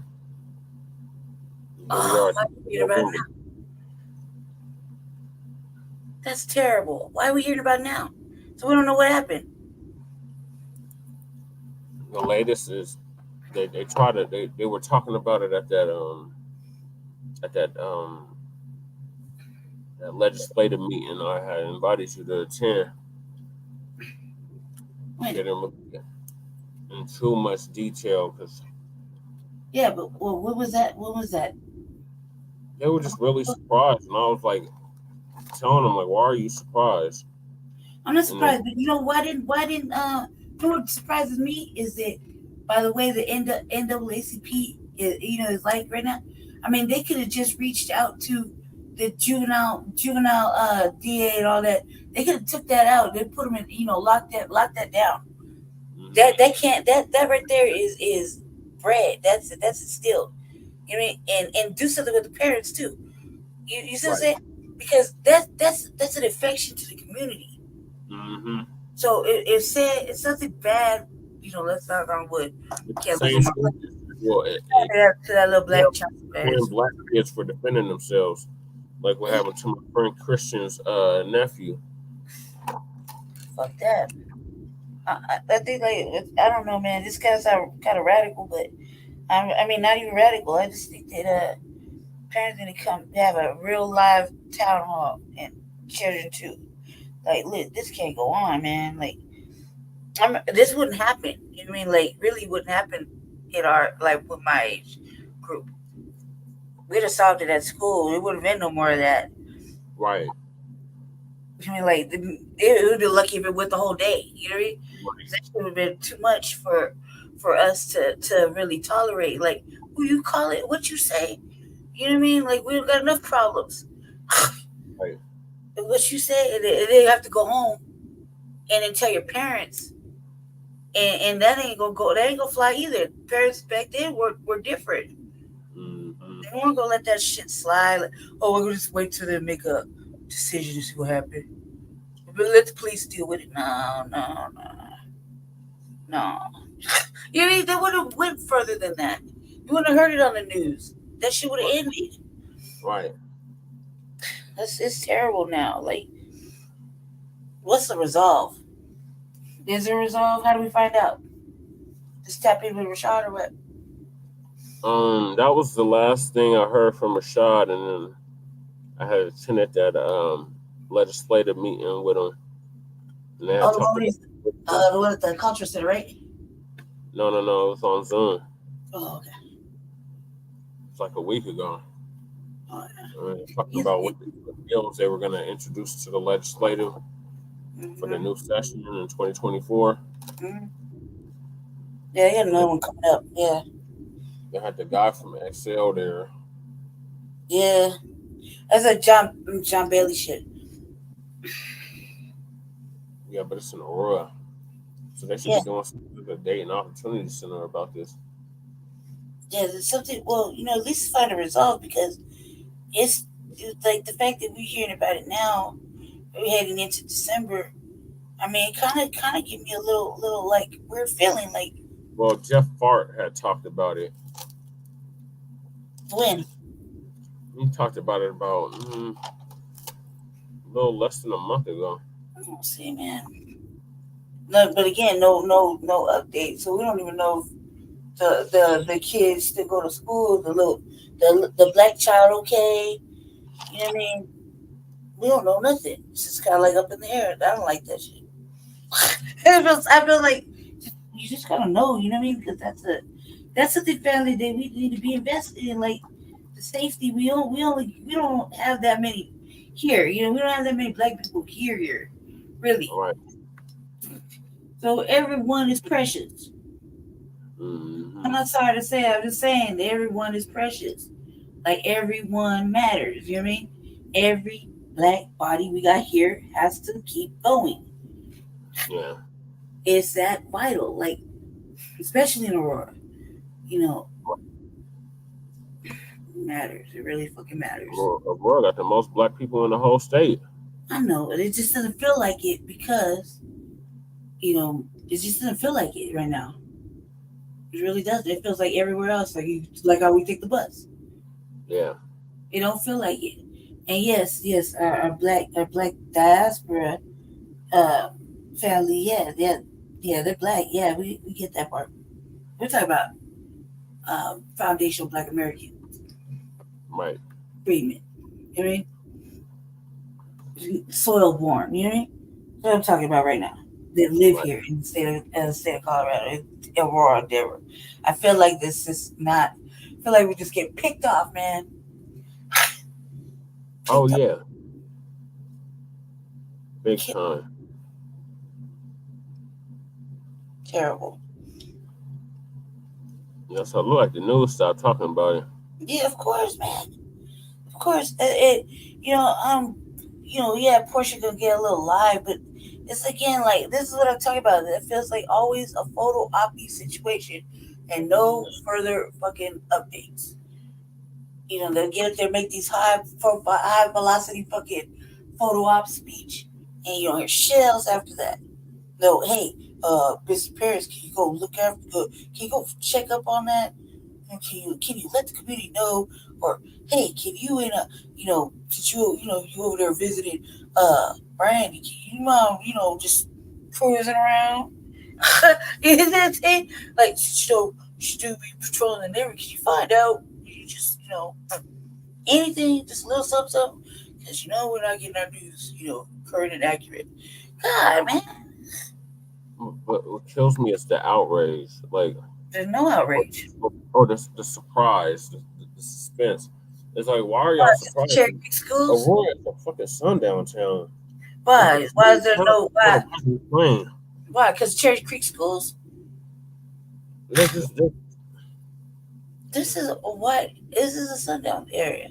But what is upsetting? What you should be upset about? Yeah, what you should be upset about is that our people don't want to acknowledge that. Right. That Just proper evil precautions. doing no evil. Uh-huh. Unfortunately, Elijah McClain's mom, she hates to see come to grips with the reality of, we live on a system of racism and white supremacy, and your son was a soft target, and Right. they victimized That him. tells you an argument from on her end was motherfucking stupid in itself, because her mama wouldn't argue. Right. Mama wouldn't argue with you. Her mama would say, "Yeah, you're right." Oh, right. While we're on that, there is an update on that. The paramedics are going to trial next week. Elijah McClain's grandmother is a very, very, very nice, loving woman, and she's so kind to me, so kind. Yes. Very nice, on code woman. Now, why her daughter didn't, behave the same, baffles me. But and then too, when that shit happened, why we aren't, or why we got censored again in the free thing zone, is because let motherfucking old wishy-washy fucking motherfucker decided to call you out on some bullshit and make it a point to act like you really terrorized somebody by her asking some dumbass question and you answered it the correct fucking way. Right. He's a victim of racism white supremacy. It was exactly what you said. Yeah. Everybody knows. Cuss her out. I didn't call her stupid. No. I didn't call her out a name. Nope. None of that. And she took it to a new level. She took it a little further, with her fucking, with a little bit of the stupidity, and you still kept it kind of like whatever. And don't pick her. She just going through. Man, first of all, if she really gave a damn back then, when the young man lost his life, and the shit went down through the trial the first time, right? And didn't she take the settlement? Did she collect the settlement? Yeah, right? She collected $15 million. Right. So if it was really something to you, you shouldn't have collected that money. Right. Off top. And you saw everybody terrorizing the motherfucking city for your son based on exactly what the fuck Jesse said, and you have the audacity to be angry. The whole fucking city was in an uproar. Mm-hmm. For how long, Jesse? Because how long was we in an uproar? Blocking off highways, for over a year. Exactly. So the fucking audacity of the fucking comments is ridiculous. Everybody seems to forget how much fucking Denver and Aurora were in an uproar behind her son. Yeah, because it was right around the time of George Floyd that we have brought stupid. Like, she took the money and she was stupid and act like a real motherfucking cool. And they had the fucking audacity to fucking act like you was doing something wrong. Why the fuck was we protesting that hard for? Right. If it wasn't the fucking truth, just explain. Let's put it together. I know I'm not smart and I'm uneducated, like everybody say, but let's just put it together. Why in the fuck would we be kicking down motherfucking fences and talking shit to the motherfucking paramedics and the motherfucking police and just going so motherfucking hard for a whole fucking year? If it wasn't like that. Right. Explain that to me. Riddle me that, Batman. And we were just coming off of George Floyd. Yeah. Like George Floyd had just happened. And we were riding, not riding, but we were protesting George Floyd. Blocking up the highway. It was like, we got George Floyd right here in our own backyard. Yeah. And you didn't do nothing to nobody. So is your comments really, where your comments were wrong, is the fact that she had the fucking stupidity to fucking act like a fucking victim all of a sudden. But she took the motherfucking money. Yeah. The motherfucking money. If it really bothered you, you don't take the motherfucking money. Go get your motherfucking justice. Right. Period. What the fuck is money gonna do? You can't replace your fucking son. Right. What you do with the money? Right. Because she still looks shabby. What you do with the money, cuz? Yeah. What you do? I'll say it. I don't give a fuck. What you do with the money? I ain't talking to your mama. I respect your mother. She a real nice woman to me. Hey, but what you do with the money? Cause you took the money and now you gonna act stupid about it. And then you went, look, we got 3 more tries. And it's like, I can't believe. Yeah, why can't you? I mean, you took the money. Forgive. That's what it is. Forgive. Yeah, that was hush mode. Yeah, come on now. And everybody want to jump at it and they tell you, ain't nobody say, oh, fucking stupid ass Meridian, motherfucking, oh, whack ass fucking mammy. Cause the fucking audacity of you too. Oh, bad wench and that motherfucking sidekick. You know what? Cause, oh man, this just brought that bitch right there. I hope I see you at Kwanzaa. And then turn around and have that white woman sit on her couch. Right. I hope I see you at Kwanzaa at motherfucking at the time. I hope we run into each other at Kwanzaa this time, and I'm over there doing my thing at Kwanzaa, right? And I see your motherfucking old buster ass, ain't got no motherfucking rhythm, trying to fucking be there, right? Be present. The fucking stupidity comes out of your motherfucking mouth. Like, are you fucking kidding me? You old raggedy ass fucking hoe? You really fucking serious? She had the ain't nobody fucking with you. You know, we just don't say it and fucking make those weird ass sneak this is kind of like nobody paid attention. And you ain't got the heart to say it because we seen. I could pull up the beautiful beat footage just recently where you're sitting on one end of the motherfucking road like this, like you know, like you was scared to fucking get comfortable. And old fat ass Tay and his pink ass weird shit and his motherfucking whack ass cowboy hat in the back, scared to fucking sit in the road in the fucking chairs in the same place, right? And here you are, fucking just black pride as always, right? And you ain't got y'all motherfuckers. They never got the motherfucking heart to say anything. Ever. And I see in person. You just motherfuckers talk all that fucking shit, and you know goddamn well you'll run into us before we run into you. Right. They're out there. So what are you know what I mean? And you, oh man, I got time today. No, bitch, you know what? I got time. I got plenty of time. Because I'm fucking mad, and you's just a sidekick trying to act like your presence has value. You don't add nothing. I mean, let's just keep it in more perspective. Who goes out and gets motherfucking 500 motherfucking pillows, no blankets for motherfucking unhoused individuals that don't got no place to live? What you fucking doing? I mean, I don't know about anybody else, but you give me a pillow, please give me a blanket too. Right. It's cold out here. Right, but you already gathered all this shit up and be like, well, you know, we're talking to the mayor to see where he'll put these tiny home committee. Really? Well, was you paying attention, bitch? Because I said I was thinking battleships, and a couple of them fucking got shot the fuck down. Was that like 3, 4 nicks? What they call it, nicks? Tiny home villages? Yeah. Yeah. So where the fuck are you gonna put the pillows at, bitch? Where are you didn't give? And I know you didn't give them to the people that got put in the hotels. Mm-mm. And I mean, how I know? I know you didn't give it to the migrants. And I mean, how I know? Just ask me how I know. Because we go outside. Because we go outside. I had 3 dying last night or the night before. Yeah. So, you know, it's real hypocritical. These motherfuckers got all the smoke in their fucking hearts to talk shit and block you for saying the right thing, the fucking truth. And the sooner she get to that and say, you know what? You're right. That's all she had to say. Yeah, you're right. Instead of letting all these motherfucking mammies and fucking whack ass motherfucking Tay go over there and fucking try to point you out in the middle of shit and everybody just, what is he saying? Oh my god. Like, you really shocked that anything that come out of me and Jesse's mouth is really fucking wrong. Like, you have to literally beg me to stop saying, oh man, dust that buck broken shit off. You know what I mean? I can't come in the building. And you should really watch Buck Breaking. It's amazing. You really got to get us to stop. Have muted you. You muted me. Yeah, muted her. Come on. They muted me. Hey, that's some real shit. She's like, were your buck broken? Did you get buck broken? Yeah, dust that shit off, man. And you better go get your spot. But also, too, you know, that's another, look, sisters. If you go on ride with him, you go bettering him and publicly lynching him.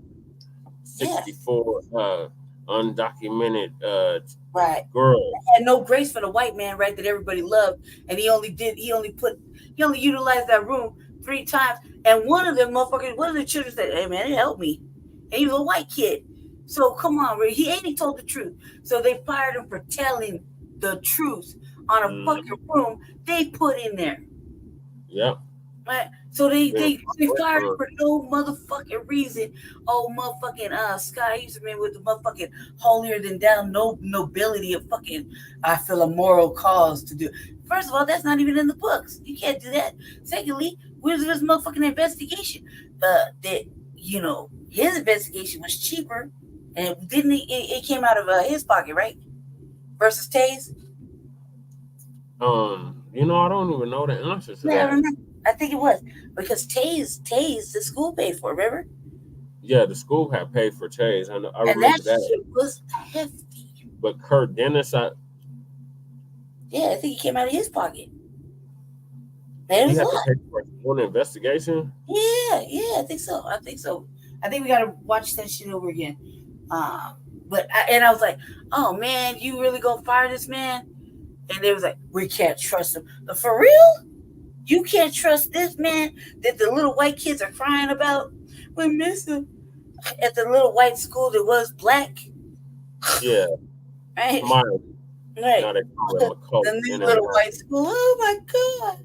Right? Touch my pearls. Come on now. Stop the cap, everybody, man. It's just whack. Getting back to this Elijah McClain, though. Yeah, you didn't do wrong. The jury selection that begins Monday in the trial of the 2 paramedics that are charged in the death of Elijah McClain. So, on previous Front Line Blacc News in season 3, we covered the trials with the police officers. They convicted one and they let the other 2 off. So now they're saying, oh, it's the paramedics' fault. And what we're saying here at Frontline Blacc News is that you're all complicit. You're all complicit. The police, the paramedics, everybody was complicit. Called the police. It's all bad. Yeah. That's the all bad. Karen that called the police. I'm this person in my neighborhood. Man. I think you need to check up on him. Oh, because his face was cold, man. Like, you know, I could testify. He had a mask on before we were wearing masks. It's cold outside. Look, Jesse stayed multiple layers. I have to go outside, layers on, but I have my face and my hands covered. Oh yeah, it's 17 degrees right now.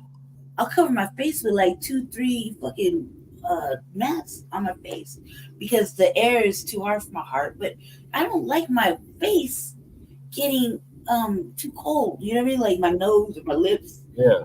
You like singing and shit, driving around and whatever. Yeah, I like that shit. I don't like my hands getting cold. No. Got cold issues. But he was just a little young man. And not only that, but an innocent young man. Like he wasn't out there doing nothing wrong. He was actually lived his life innocently. Like, you know what I mean? Yeah, like, he played the violin.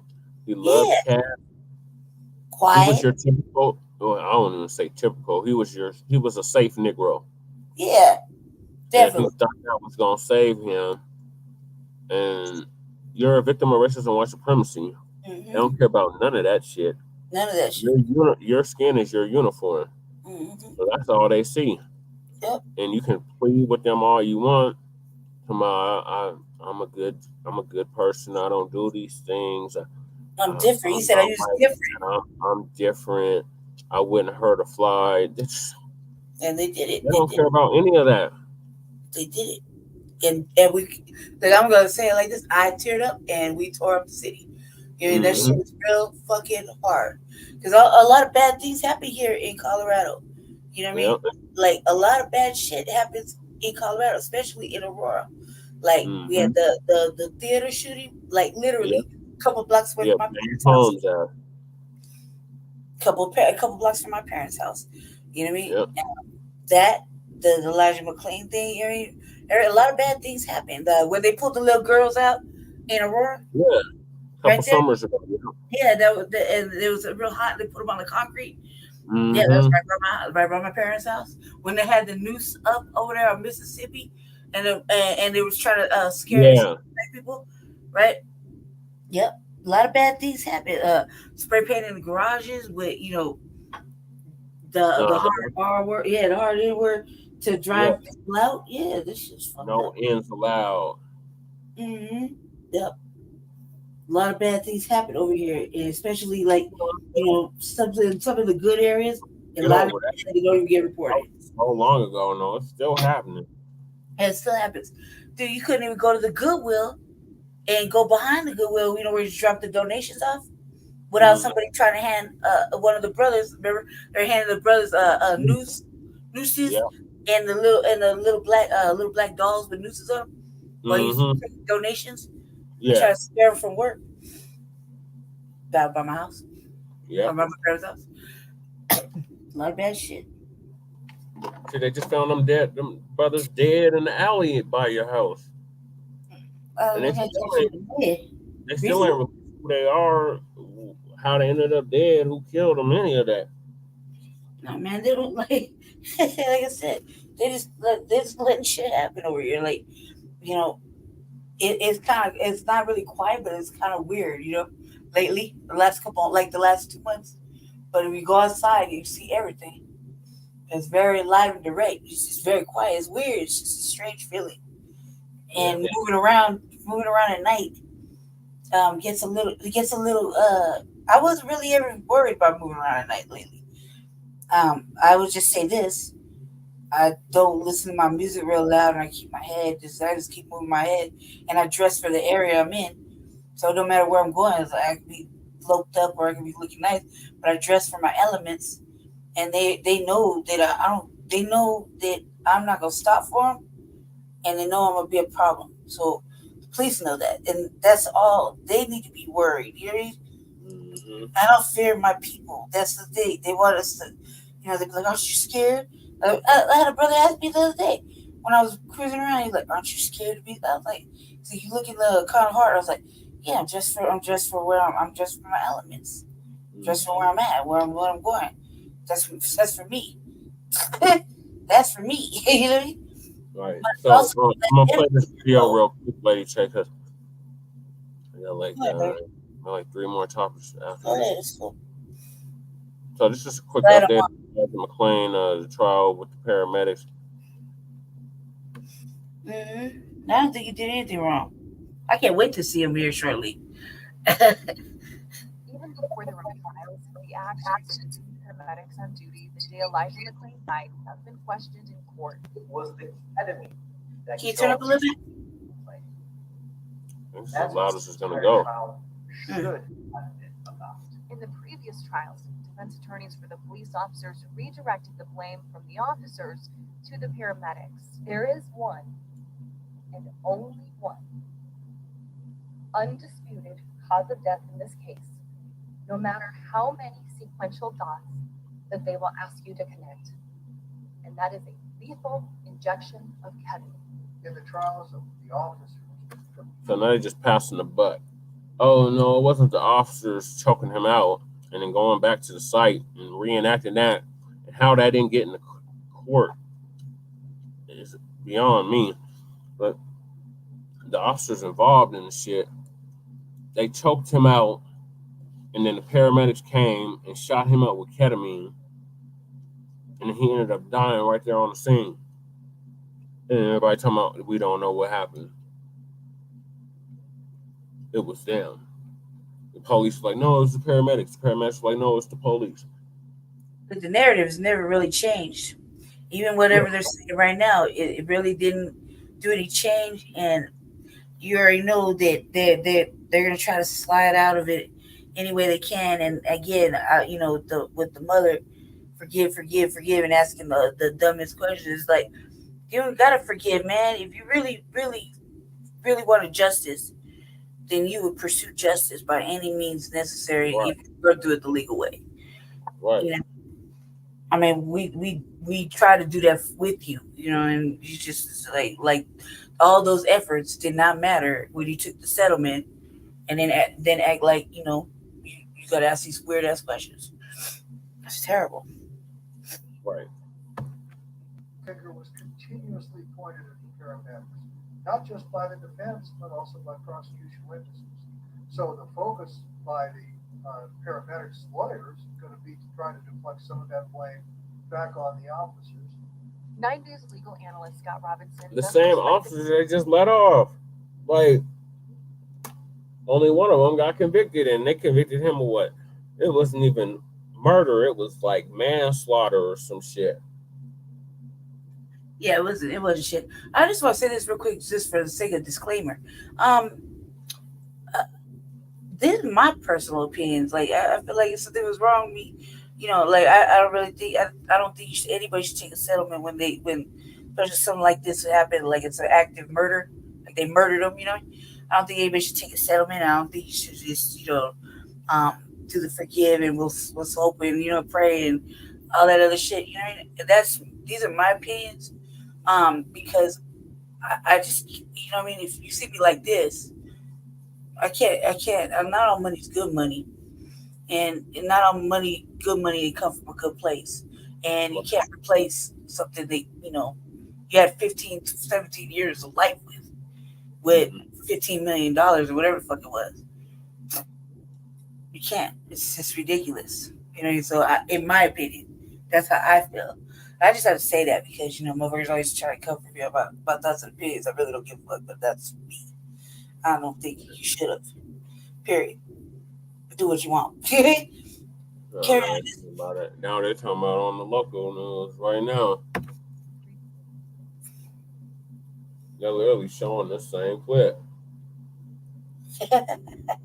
What we're just looking at? Yeah, I believe so. Yep, it's the exact same clip. It says instead of focusing the blame on at least it's current.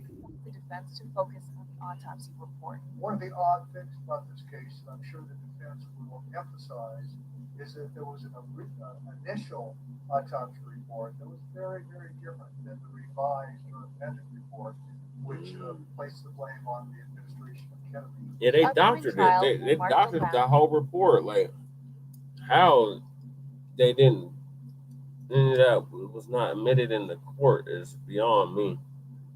But it's a Adams County. Yeah, I mean the real. I don't understand why everybody's shocked. I mean, I've been saying that they've been using ketamine in motherfucking Arapahoe County for a long time. I brutalized my son, but then when I told her ass in the chat that her son was a victim of white supremacist terrorism and police brutality, I was the bad guy.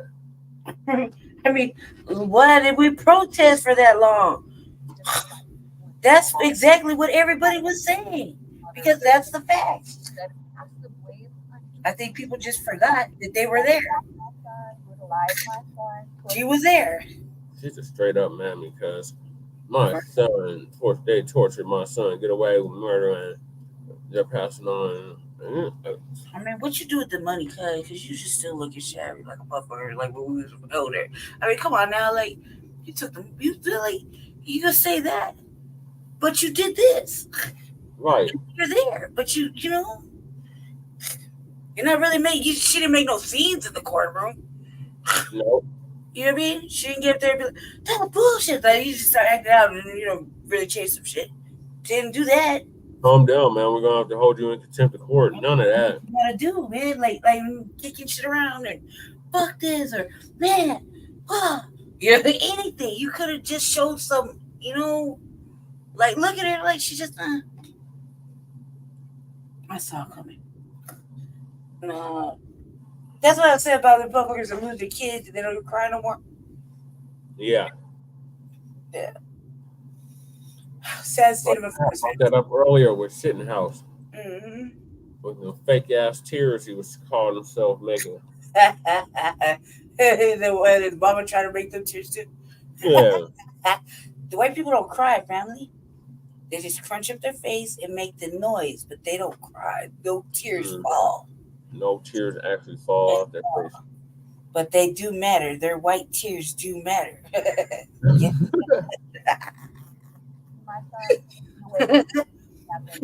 Yes, Paris.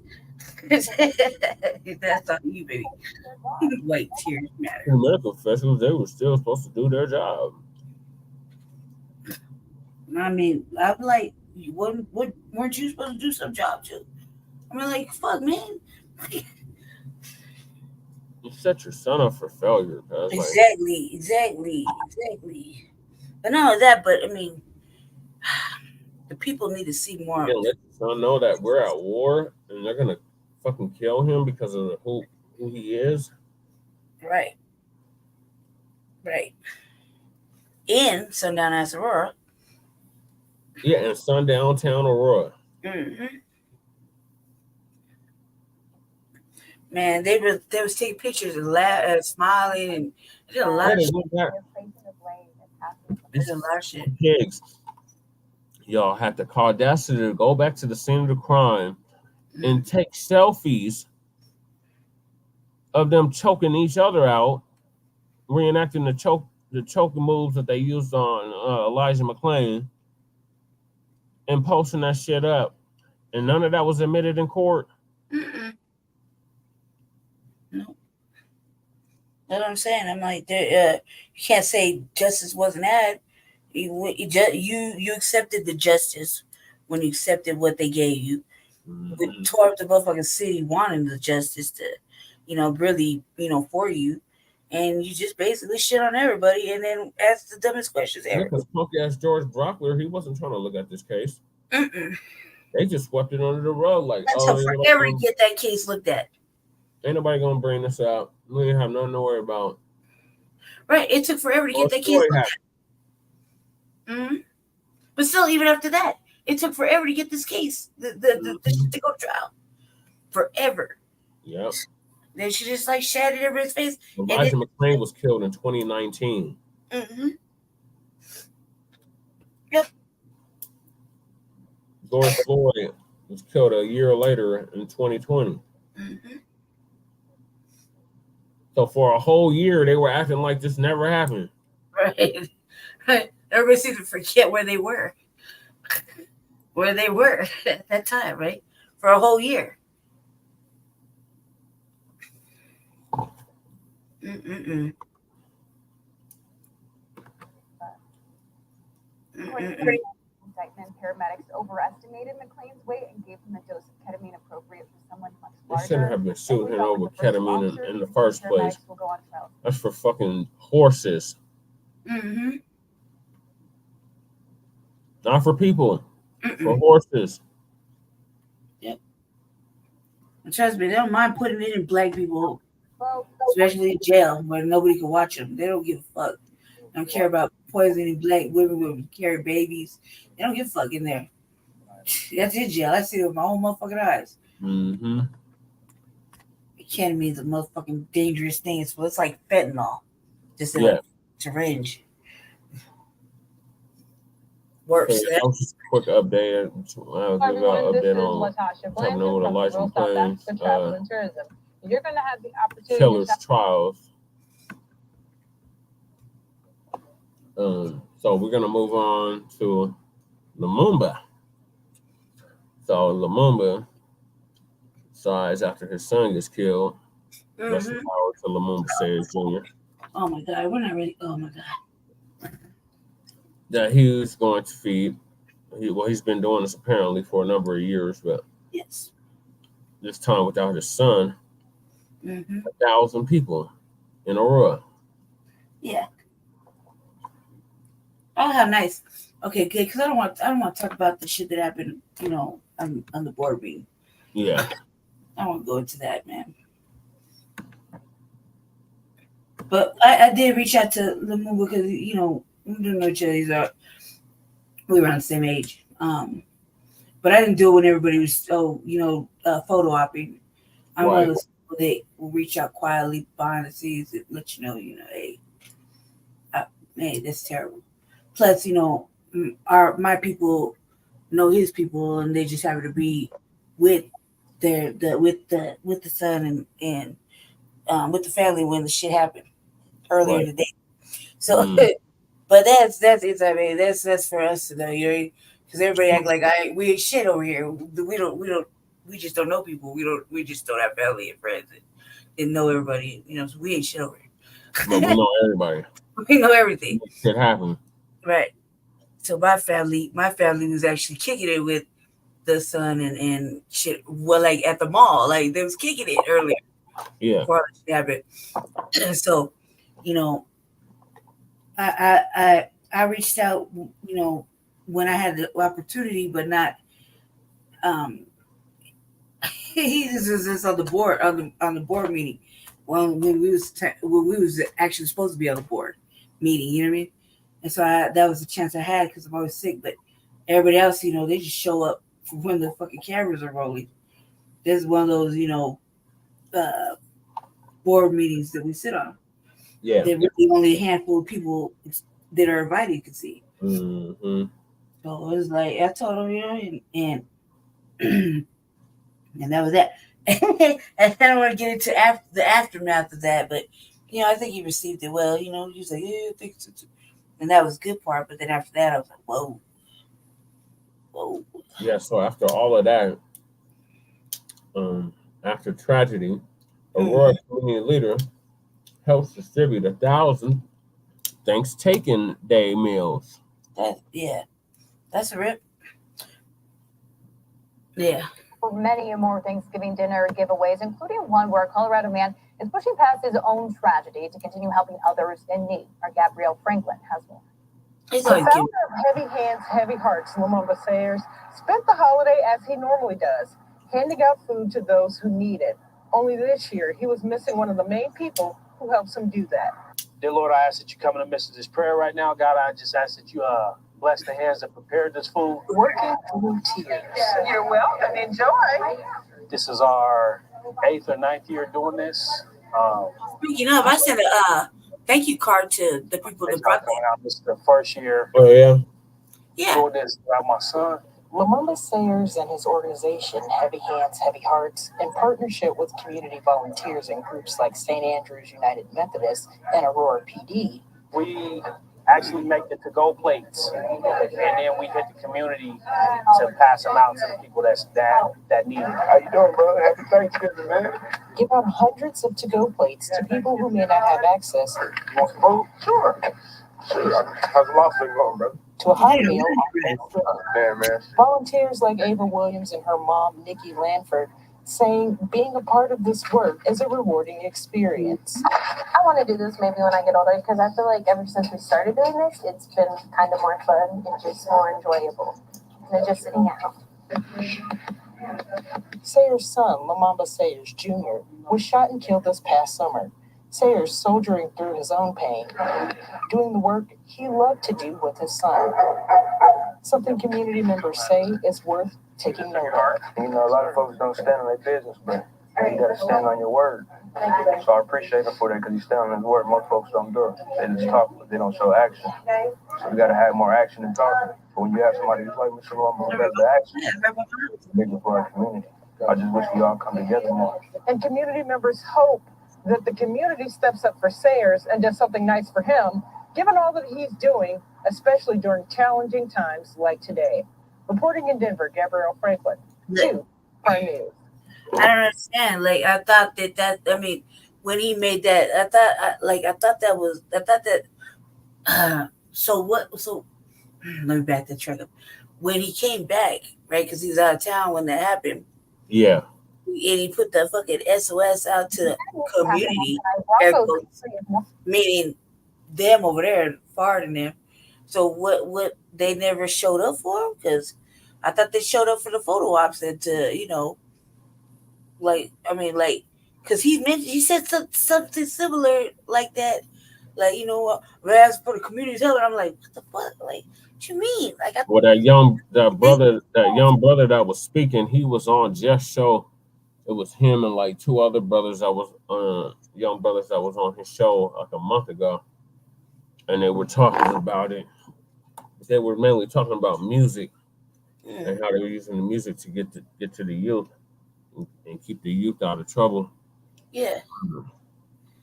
But so then nobody, I mean, he made a whole fucking SOS like, I gotta get back, you bet. You know what I mean? And everybody, yeah. So that didn't happen, or because I've been sick and I've been like really fairly. For me to get well, I said I was on vacation. I can't heal unless, you know what I mean? I had to take myself out of like watching heavy news and stuff like that. Nope. It looked like the community abandoned him during this time of need.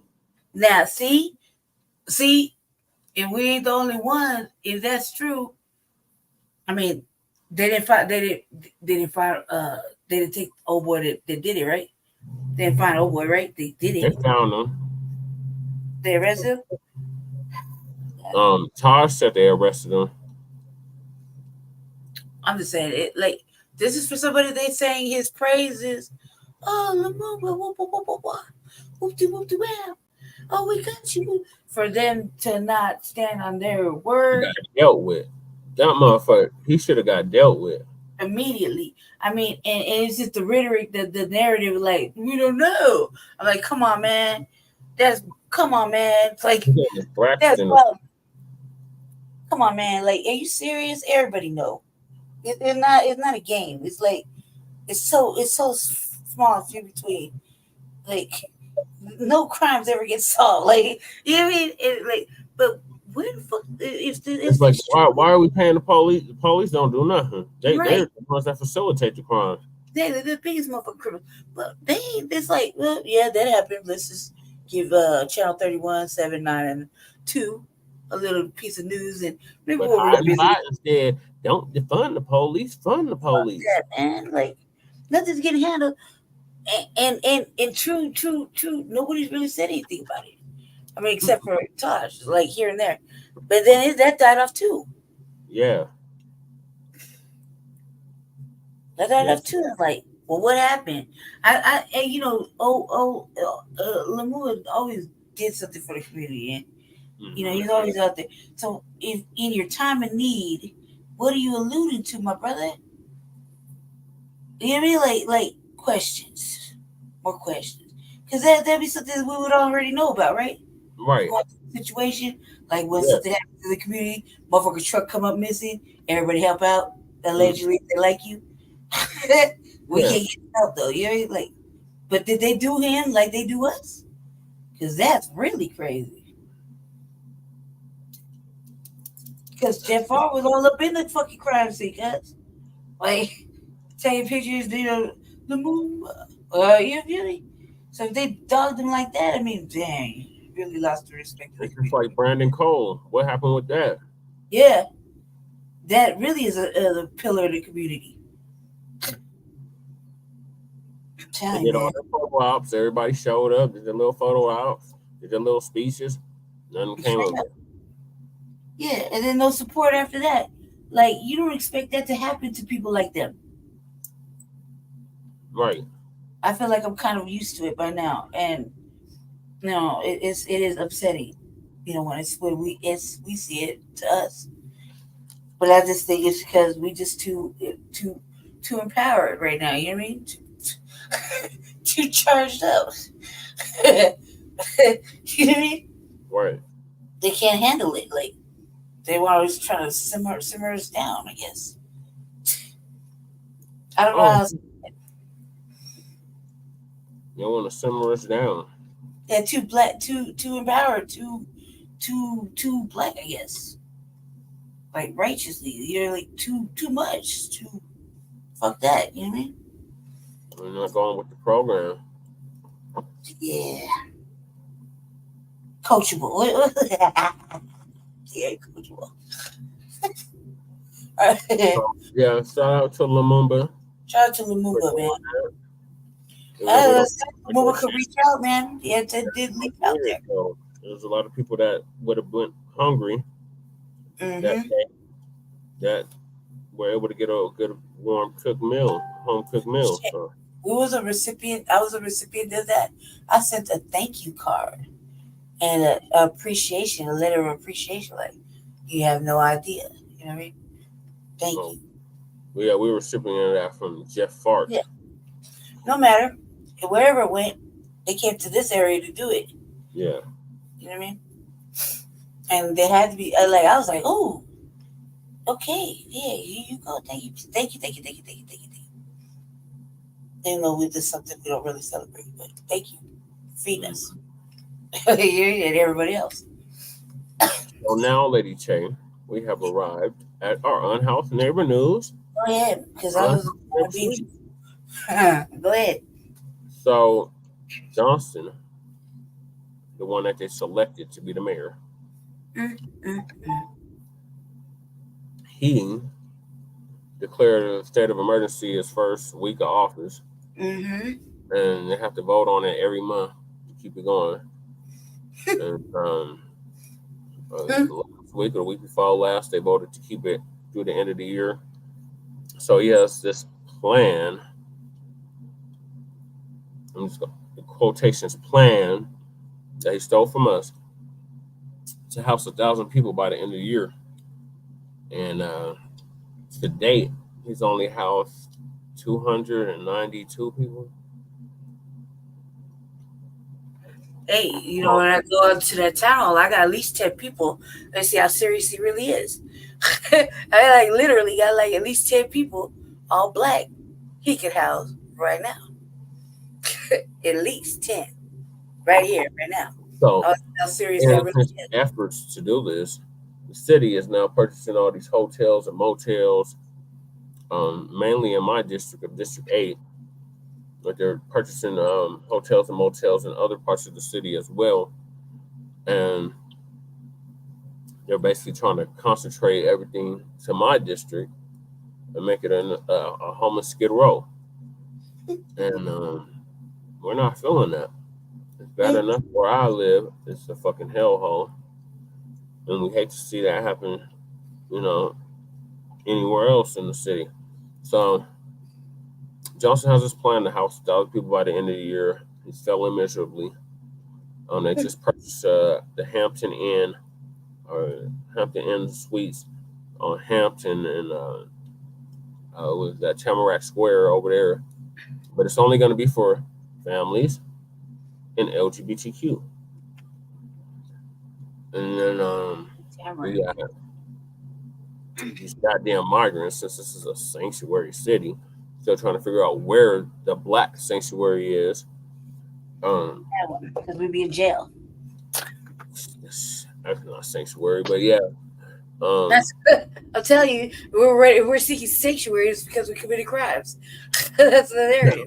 Just all a bunch of criminals, right? So these illegal immigrants or migrants, whatever the hell they want to call them, are out here unhoused because they were fed a lie, and now they're seeing it's a lie, and they don't know what to do now.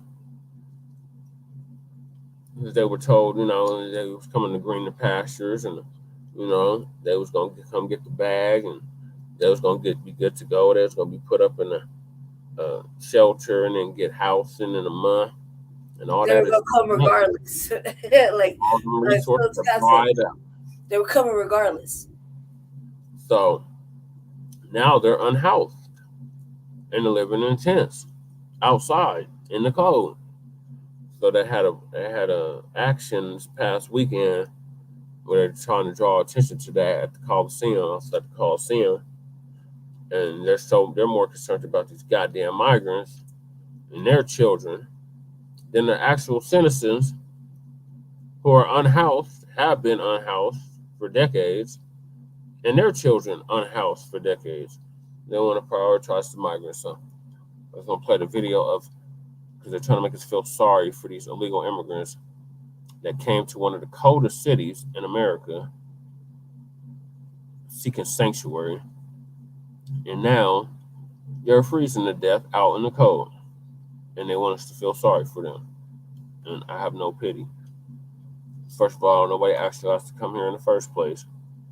You should have known, you know, we're next to the freaking mountains. It gets cold here. So it says migrants in Denver brace for cold temperatures. The number of migrants arriving here in as they wait for a chance to work.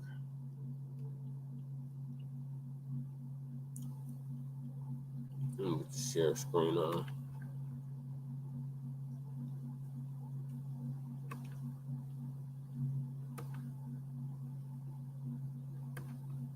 I mean, also too, they can't even act dumb about this, because no matter if you come from Texas or not, people know how to read signs. You read the sign on the highway, even if it don't got it on the front of the bus. You know, 37 miles to Denver. Right. Yeah, why go to Colorado? Right. You Colorful gotta Colorado. look it up. You hear me? Everybody know about Colorado. Colorado got the mountains. You come to the United States from you flee to your country. Surely you explored a United States map at one point. Right. You would hope. You pray. I mean, God, I can't fathom that no one has seen a globe. I mean, you speak English, or you speak Spanish. You have children. You can clearly describe shit. Like you ain't never seen no globe. They come in multitude of languages. Right. It's cap if you don't watch news. You don't watch the news, even in Spanish. You know what I mean? They do cover Telemundo, Univision, Telemundo, right? Televisión, right? Yeah, So, that one too. Yep. Yeah. So you can't tell me that nobody has seen the news for the fucking United States in Spanish. Looked at a fucking globe, even an older globe. You know, fucking explored a map, a fucking puzzle, anything that had anything to do with the United States or any of your surrounding continents and countries. What you thought it was gonna be a tropical paradise? Like what the hell? Just if you have any kind of fucking Right. idea of conversation, It's gonna be warm here. You mean to tell me a whole bus of people don't know anything about the United States? They just no, we coming regardless. When you got to Texas, what other states did you think existed? And surely you would have known that everybody's going to fucking cold ass motherfucking Chicago and New York. And there's other cold places too, like Denver. Right. There ain't got no mercy over here. Somebody should tell them. Yeah, so they want us to feel sorry for these mugs. And like I said, we had 3 die the other day. That's terrible. So migrants in Denver brace for cold temperatures as they wait for a chance to work. So they're trying to pull out our heartstrings. Oh, I'm supposed to feel sorry for them. Oh, they don't know what they're gonna do. Denver remains steady. The city's migrant support dashboard reported just 22 arriving yesterday, with 97 arriving today. The total number sent to Denver since last December has passed 28,000. And this We have 28,000 illegal immigrants in Colorado. That's what makes my fucking city council statement even harder. Because everybody wanted to bring up that math. And this housing fucking plan. I was like, you couldn't house 1,500 like 8 fucking years. You're trying to house 1,000 now. And what about the 28,000? Right. Like, did we forget about elephant in the room that nobody wants to acknowledge? Yeah. Like, I know. Weather is an experience that many You of them see it have there, never but you don't want to acknowledge it. Channel 2's Rogelio Matas spoke with some living under a bridge in the city, and he's on it for us tonight. Me too. I did been there, done that. Yeah, we've seen one encampment crop up not far from Disabled too. Spear, but there is another one that cropped up at 48th near I-70. We're told there's only one family there, but it's mostly comprised of single men. These folks are treading new ground, literally, in the States, in search of a better life. The latest obstacle they face, the snow. In search of a better life. That's a bunch of bullshit, no. Yeah, us too. Let's cut the check. Some have never seen it before. Folks like Shannon drop by with clothes or a warm drink. They tell me they need sleeping bags. And I think most importantly, what I've heard is they need some way to be able to work. La verdad, aquí no le estamos. Miguel Eduardo Alvarez Lugo says get it out you live, bro. They're only hoping for support from the U.S. government for work permits because they're trying to improve their lives. Anything to be improvement from living here. Man, this is a sad state of affairs. Get it how you live. Like, that's what we do. They don't want to live in these conditions, and they're only here because they have nowhere else to go. That's bullshit.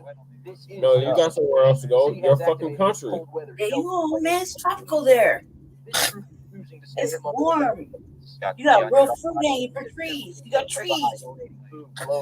and other items to help folks staying here. And he's thankful for people coming to help. Black Light Others Revelation brought did a candidates whole where the migrants piece on have been this. given propane tanks and heaters to warm themselves on cold nights. It should be noted propane tanks are illegal. Get how you live. They should learn, because that's what we had to do. And they've never experienced these cold temps before. But You they're get here creative. now, and We'll be here. very soon. I ain't got no sympathy, man. I was on time for 5 fucking years. Got fucking forget. I could prove it in a time where you couldn't have fucking anything covering at all. Oh, that's illegal, right? Fucking That's a been still in effect. About base layers and when to No wear them sleep on those cold nights. She says the one problem right now remains: there aren't enough base layers to go around for the migrants in need. In Denver, Holly Modest 2. Yes, get out you live, bro. Like they don't have no sympathy for us. Like, look, you have Americans out there getting it how they live, getting it, feeding themselves, having something to keep themselves warm. Do what you got to do. I mean, if it was, you could do it in your own country, right? Like, what the fuck, man? Like, you act like all of a sudden you can't find a way to, make a lead to cover your family, fucking go make some money. Like, what did you make? How did you make money there? Right. You in a worse place there. How the fuck you support your family there? I can't do it. Because my questions outweigh. I'll be like, nah, I can't. I can't, because it's ignorant. It's ignorant to let their talking narratives affect your brain. You know better. Especially if you've been outside, you lived it. So I was disabled. Both been outside living that shit. Yeah. But just you're an able-bodied man. You're an able-bodied man. Like that. You're able-bodied man. You're able-bodied man. I was completely fucked off. When I got sick and went outside for 5 motherfucking years. You know what I mean? They're able-bodied men. You didn't let yourself go hungry. You didn't let yourself get cold and shit. I had to fucking do what I had to do too. I had to hustle too. I rely on fucking just being who I am. You know what I mean? To fucking make sure I had what I needed. I had to. I mean, like, fuck. I'm not, fuck. Get out you live, bro. Like, that's like I say. What about get out the butt? Do what you got to do, bro. Because at this point, if you thinking they're gonna give you a job, I mean, they just turning away motherfuckers left and right and say they don't even qualify. Mm-hmm. So what you talking about? Yeah, and now that everybody being a little harder with them. Oh my God, we're just gonna go back. Okay, well, ta. We can't just flee because it got cold. Right. We can't just go back. We can't go back the way we came. We here. Right. And they don't want to help us either. Nope.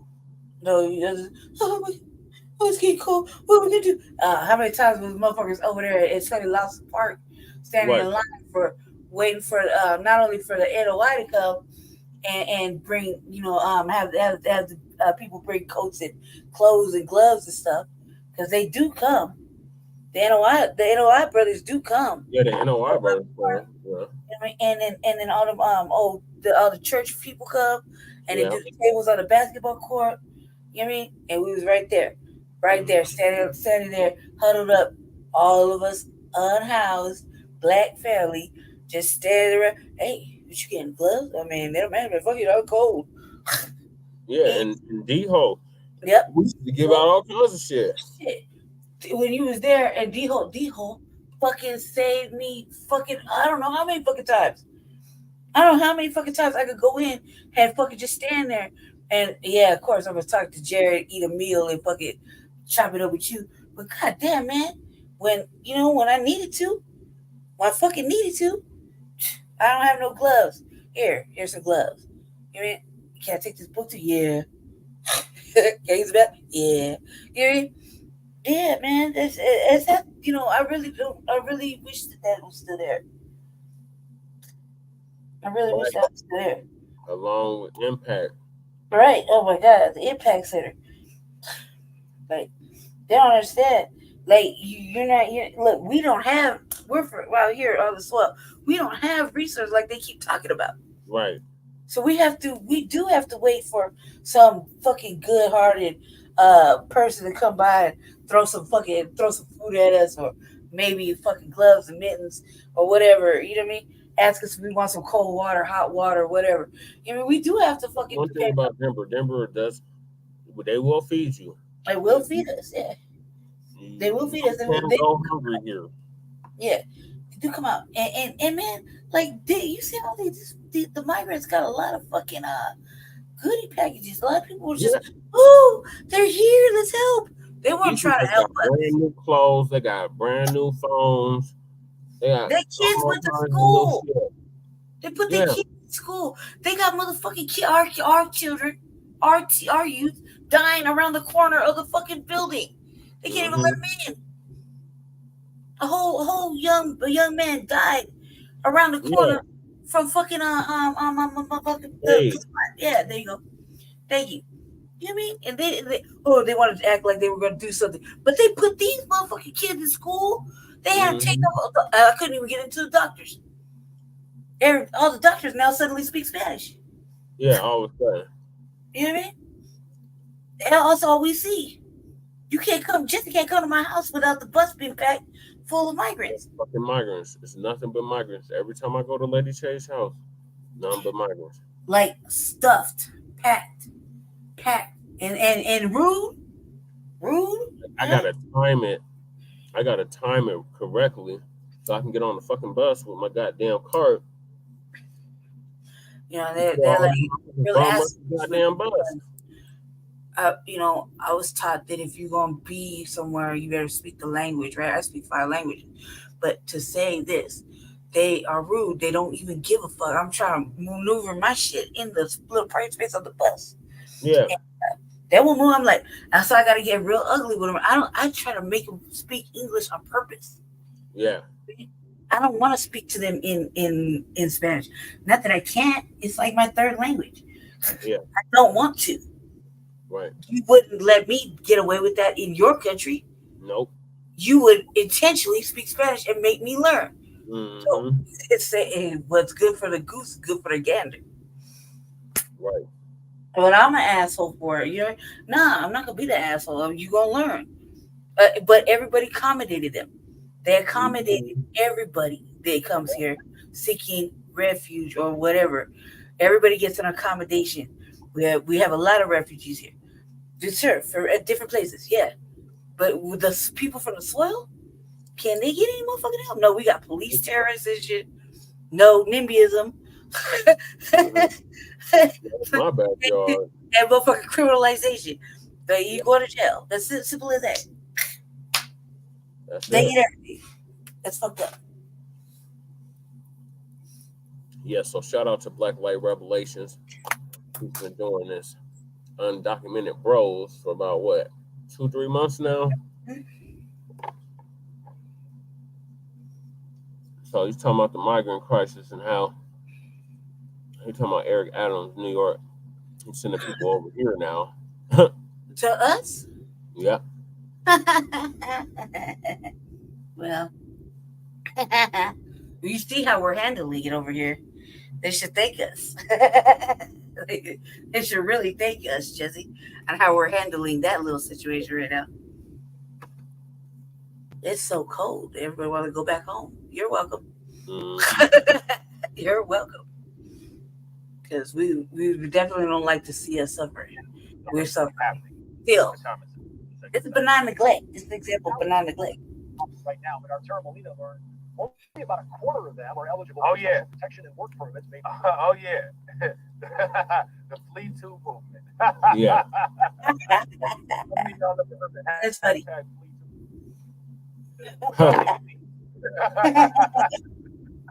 Possible from the federal government.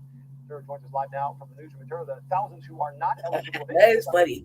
That's right, Joe. Without the option to apply for temporary protection status, there are other routes for those people who aren't eligible, but I'm told they're longer and more difficult. Around 5,500. That's how many people of the around 20,000 migrants currently in Chicago who are eligible for federal protection and work authorization, according to city leaders. It's called federal temporary protection status, made possible for nationals of certain countries designated unsafe by the Department of Homeland Security. So now let me ask you guys this question. How many people know the countries who have been designated unsafe by the Department of Homeland Security? I think I can name like at least 3 or 4. For real, like, well, not really, but like, you know, I would consider them unsafe. They should be able to. Oh man, I feel bad for the residents of Detroit, you know, or not Detroit, the residents of, I mean, I do feel bad for the people in Detroit, but not for this particular reason.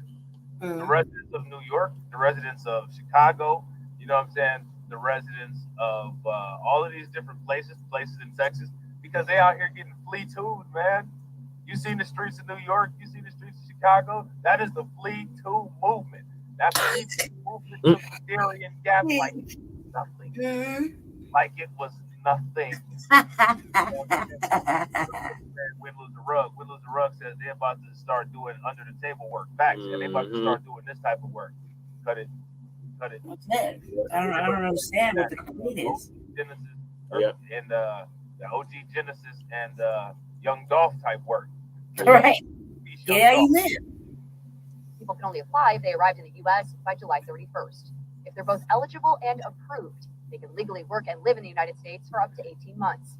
Here in Chicago, we know the majority of recent arrivals are from Venezuela. And according to the National Immigrant Justice Center, most of the people here eligible for the federal temporary protected status are Venezuelans. And every individual, every family that we've met is really, really eager to find a job, find a permanent place to live, get their kids enrolled in school, stabilize their families, and honestly contribute to their say that too if they're up in my face with a camera. Lisa Coop is the National Director of Legal Services. I mean, a lot of people have arrived since July 31. So we're meeting a lot of people that got here in August and September. So what's next for them? The vast majority of people here who aren't eligible for federal protection, who arrived after the July 31st deadline. Their only option, she says, apply for asylum, a much more difficult process. And so we have a lot of people and a growing population of people who need some other form of relief. And so we'll look at those cases, we'll figure out who can be applying for asylum, and we'll do our very best to connect those people with services. Hey, shout out to Jacoby. Y'all got me dying laughing, man. Right. Hey, I think because you got our banner up. What do flee to mean? Shout out to Jacoby. Jacoby says, what makes it so offensive is that I had to follow the process from my fiance, and it's been almost she just got approved this September. Right. Dude, my people spent 10 years trying to get fucking I finally got this shit together. And it wasn't, I mean, they been here. Yeah, but to do the process, 10 fucking years. And it's like this for them. Are being allowed to skip ahead in the process. They did it the legal way, obviously. Follow the rules, you know. Following the legal framework, which is not fair. 10 motherfucking years. We were here a lot longer. It's the same as anything. Nice guys finish last. Nice immigrants get deported. You know what I'm saying? Right. What's up with that? They didn't have problems taking motherfuckers over there to the Whack and Hut facility over on the corner. Now they do. Once you even apply, you're waiting 100 days. It's loitering. Like, what the fuck? Ask for employment authorization. And then the path to ultimately having that application. That's the quickest way to get home. Like years. So could the July 31st deadline be extended by the federal government? Illinois Senator Dick Durbin's office pointed me to a statement he made at an event last week. Well, whether it will be extended, I can't say.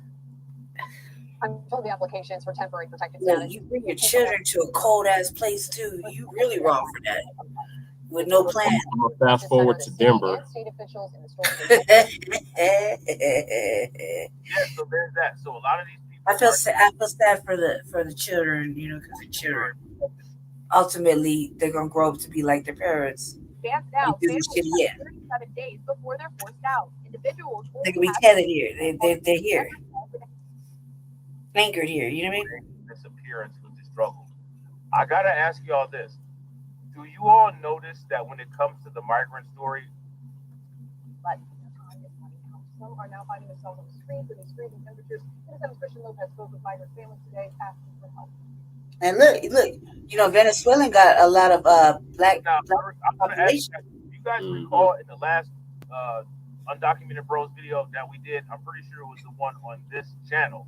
In Denver, the undocumented bros are out there going to war with the homeless people. They had Yep. that one lady that was wild with that broomstick that Yep. cracked that black man with the broomstick. Mm-hmm. And they Oh man, that should And be then he going went on. back and stabbed her motherfucking ass. right on the It was going on for years. I mean, look at my cousins the that were here at my house. guy. I used to watch them terrorize them motherfuckers running up and down the street with motherfucking machetes and broomsticks. Like, and not giving a fuck. And they were Cuban descent. And black Cuban descent. Of him defending himself. Mm-hmm. You guys recall that? If you guys remember that, give me a thumbs up. If y'all don't remember that, give me a thumbs down. Yep, I remember that. Video is still up. Now, all of the videos are still up and viewable, right?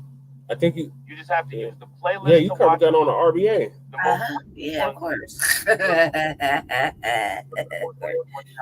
When I was outside, when I was homeless, sleeping on the sidewalk, documented.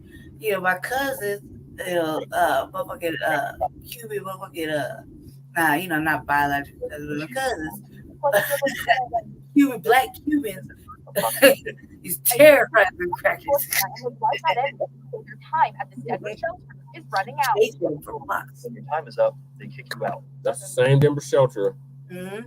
they kicked all the homeless people out of. Right. But I did hold down that alley for like a good solid 3 months. I'm the only one that was able to. You see how they fenced that shit off now? That was that one on Zunai. That one, yeah, that one, yes, that one is. They kicked them out, and they decided to park across the street, and like the hotels got mercy. No, no, they don't have mercy on anybody here. There's no help when you get out. All while also counting down She's 7 months pregnant. to the birth of their child. They're worried about ending up on the street like dozens of other migrant They're families. getting good quality medical care. Trust me, I can't even get into the doctors. They getting exactly. They getting I health couldn't get into the doctor. They getting motherfucking health insurance. Right. The only way I got the assistance I needed this last time that says I'm in active heart failure, because I couldn't go to my actual doctor because it's been overran with the migrant crisis. That I can't even see my doctor. I've been trying to see my doctor for months, right? Yep. So I had to go in to the actual hospital and to find out that I was in active heart failure right now, currently as we speak. You know what I mean? So it's detrimental. That's how terrible it was. They don't come into the main hospital. They went to the clinics. They overran everything that we have resources for. We had limited access to as it was. Right. We had no access to it. So goddamn right, it's war. It is war.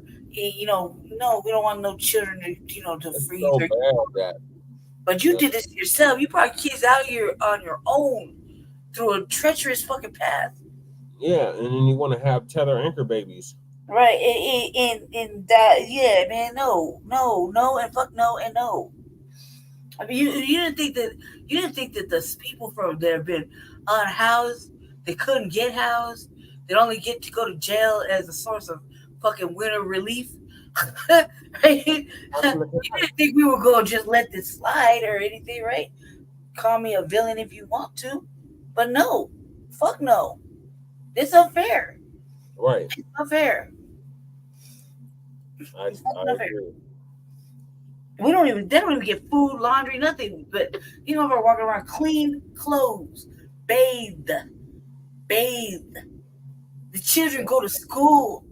They let our youth fucking die outside the building, get on drugs, and fucking commingle with ratchet ass motherfuckers, and wonder what happened to the youth.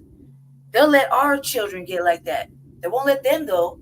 They got whole schools now open, dedicated to migrants right now. Yep.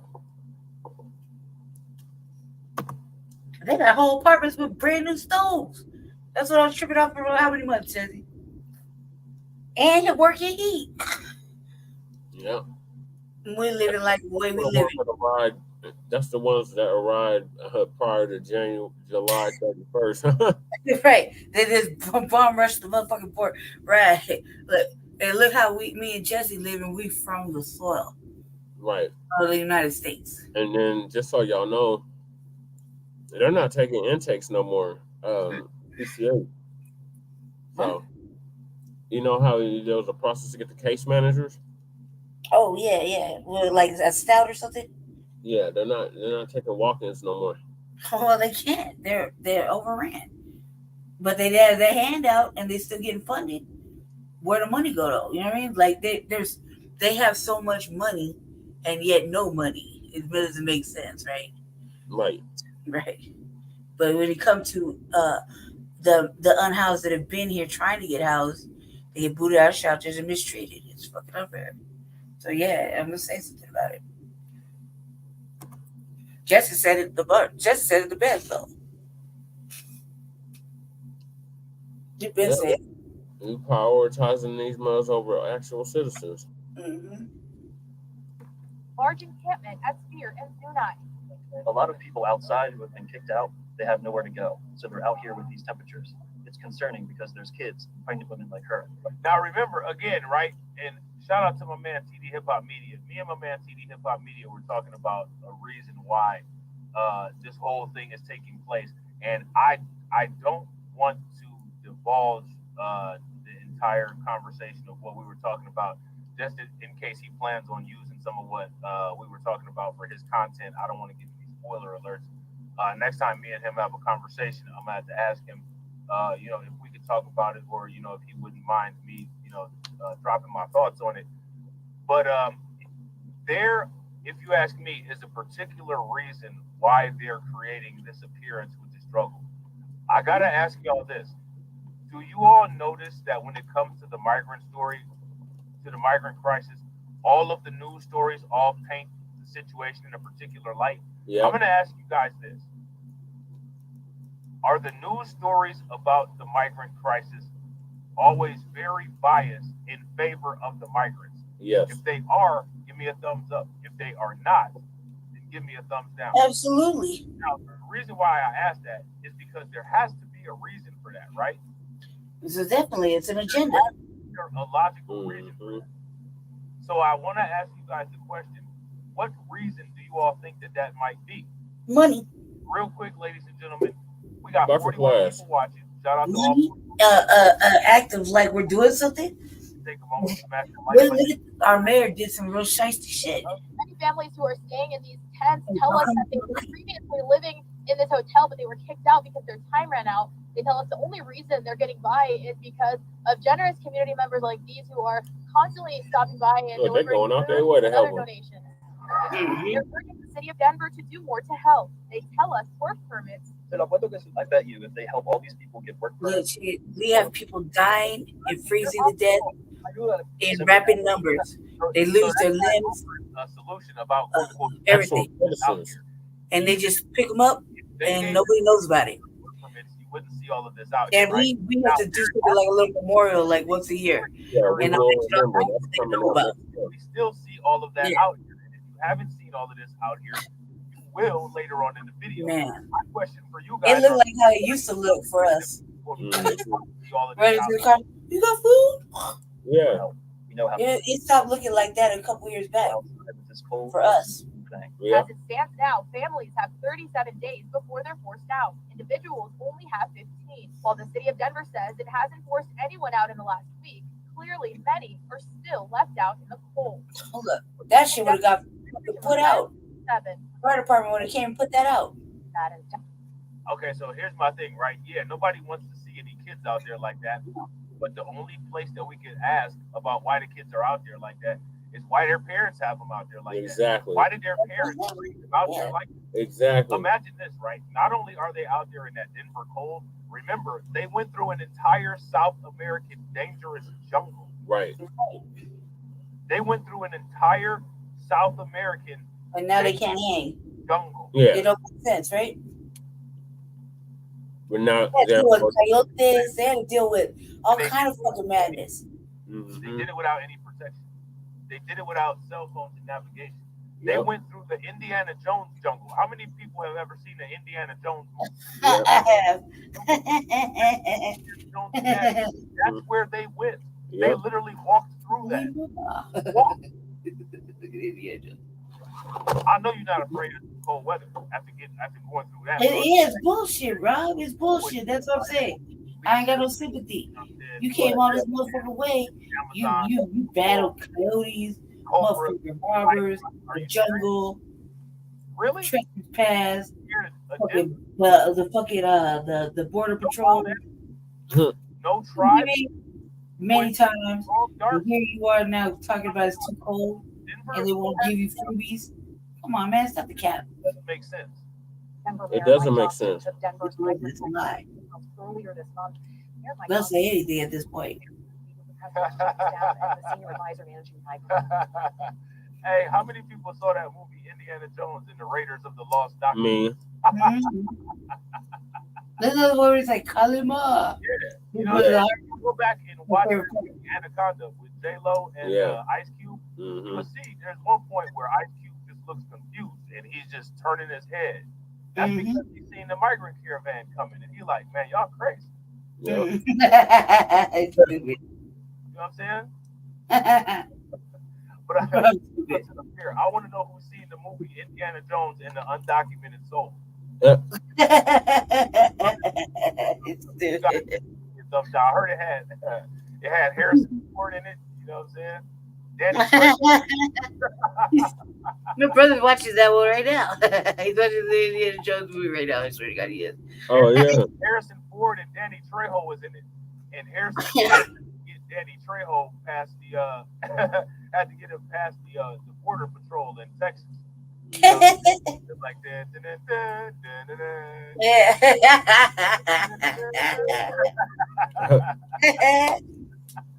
oh man, that's crazy, man. Shout out to Harrison Ford. Johnson says his top of class increase. Oh man. There is accusation. Eric, I'll treat you right. I will. Adams was the bad guy in it. Get your ass back here. You don't have to take this. Get your ass back here.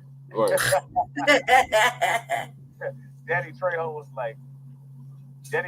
like, America, here I come. Shout out to PD Chicago B1 was good with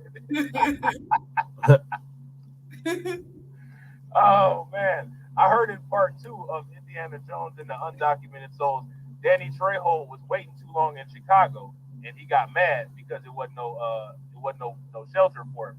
So then he went back to Mexico, and he ended up becoming the head of some random cartel, and they started calling him Machete. El Fentanyl. You know what I'm saying? My man, we lit. Crazy work. Nice shelter. The New Corrections Ballroom on Quebec Street, that is the former Best Western Hotel, as well as the Denver Coliseum.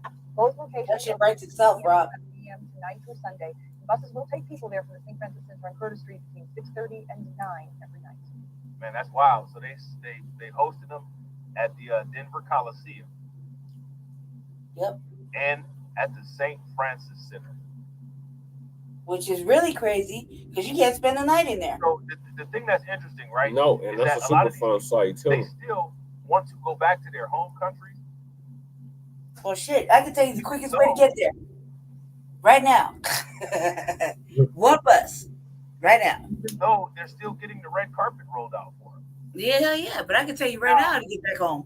I don't know if you guys have heard, but there's a particular ethnicity of migrants who is putting an extreme strain on the border patrol at the southern border. There's two groups. We're going to talk about one group tomorrow.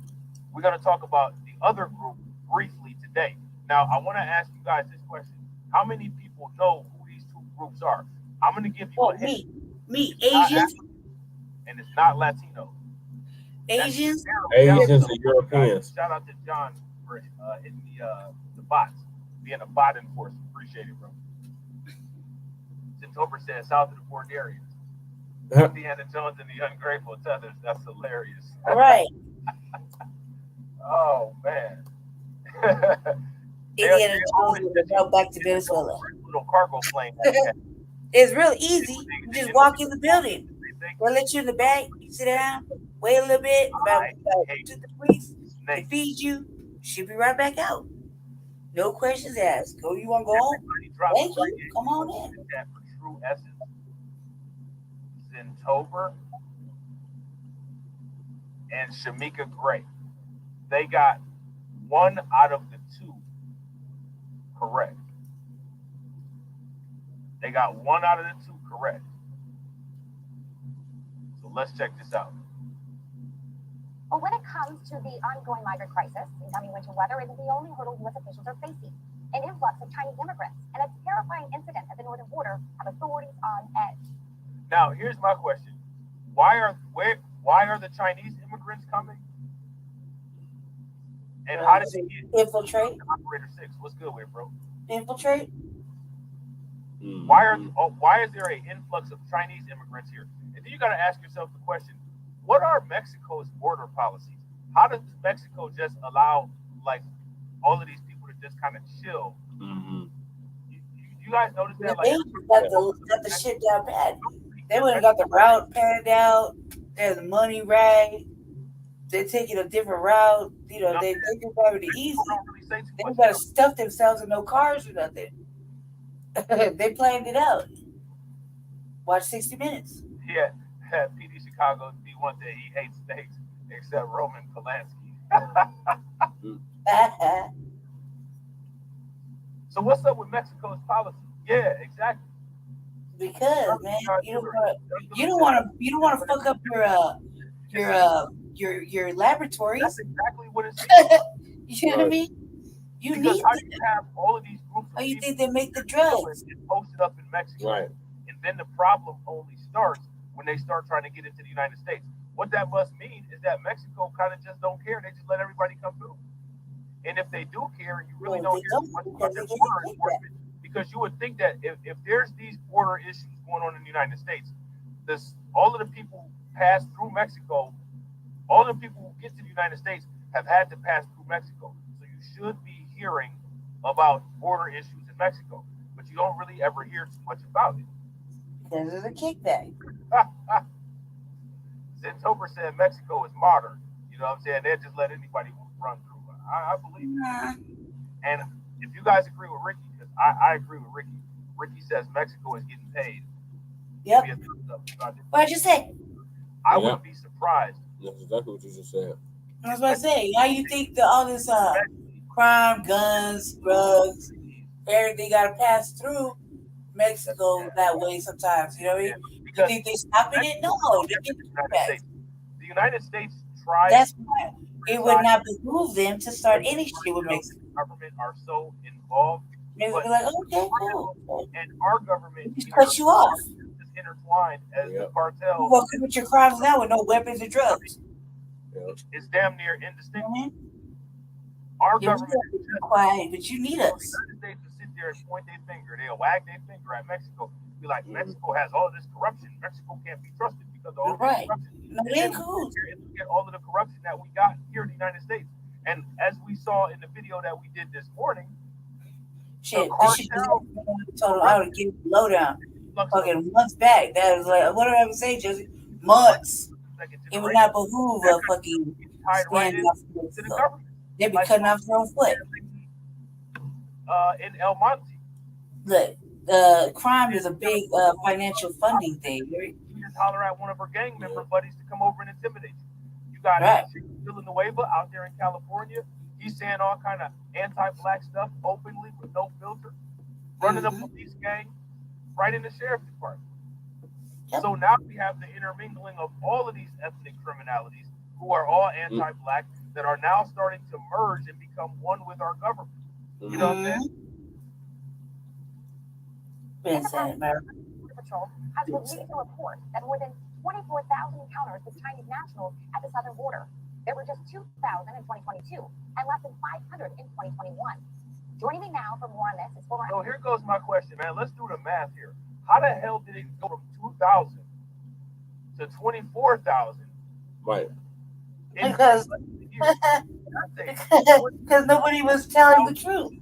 Migrant increase. Yeah.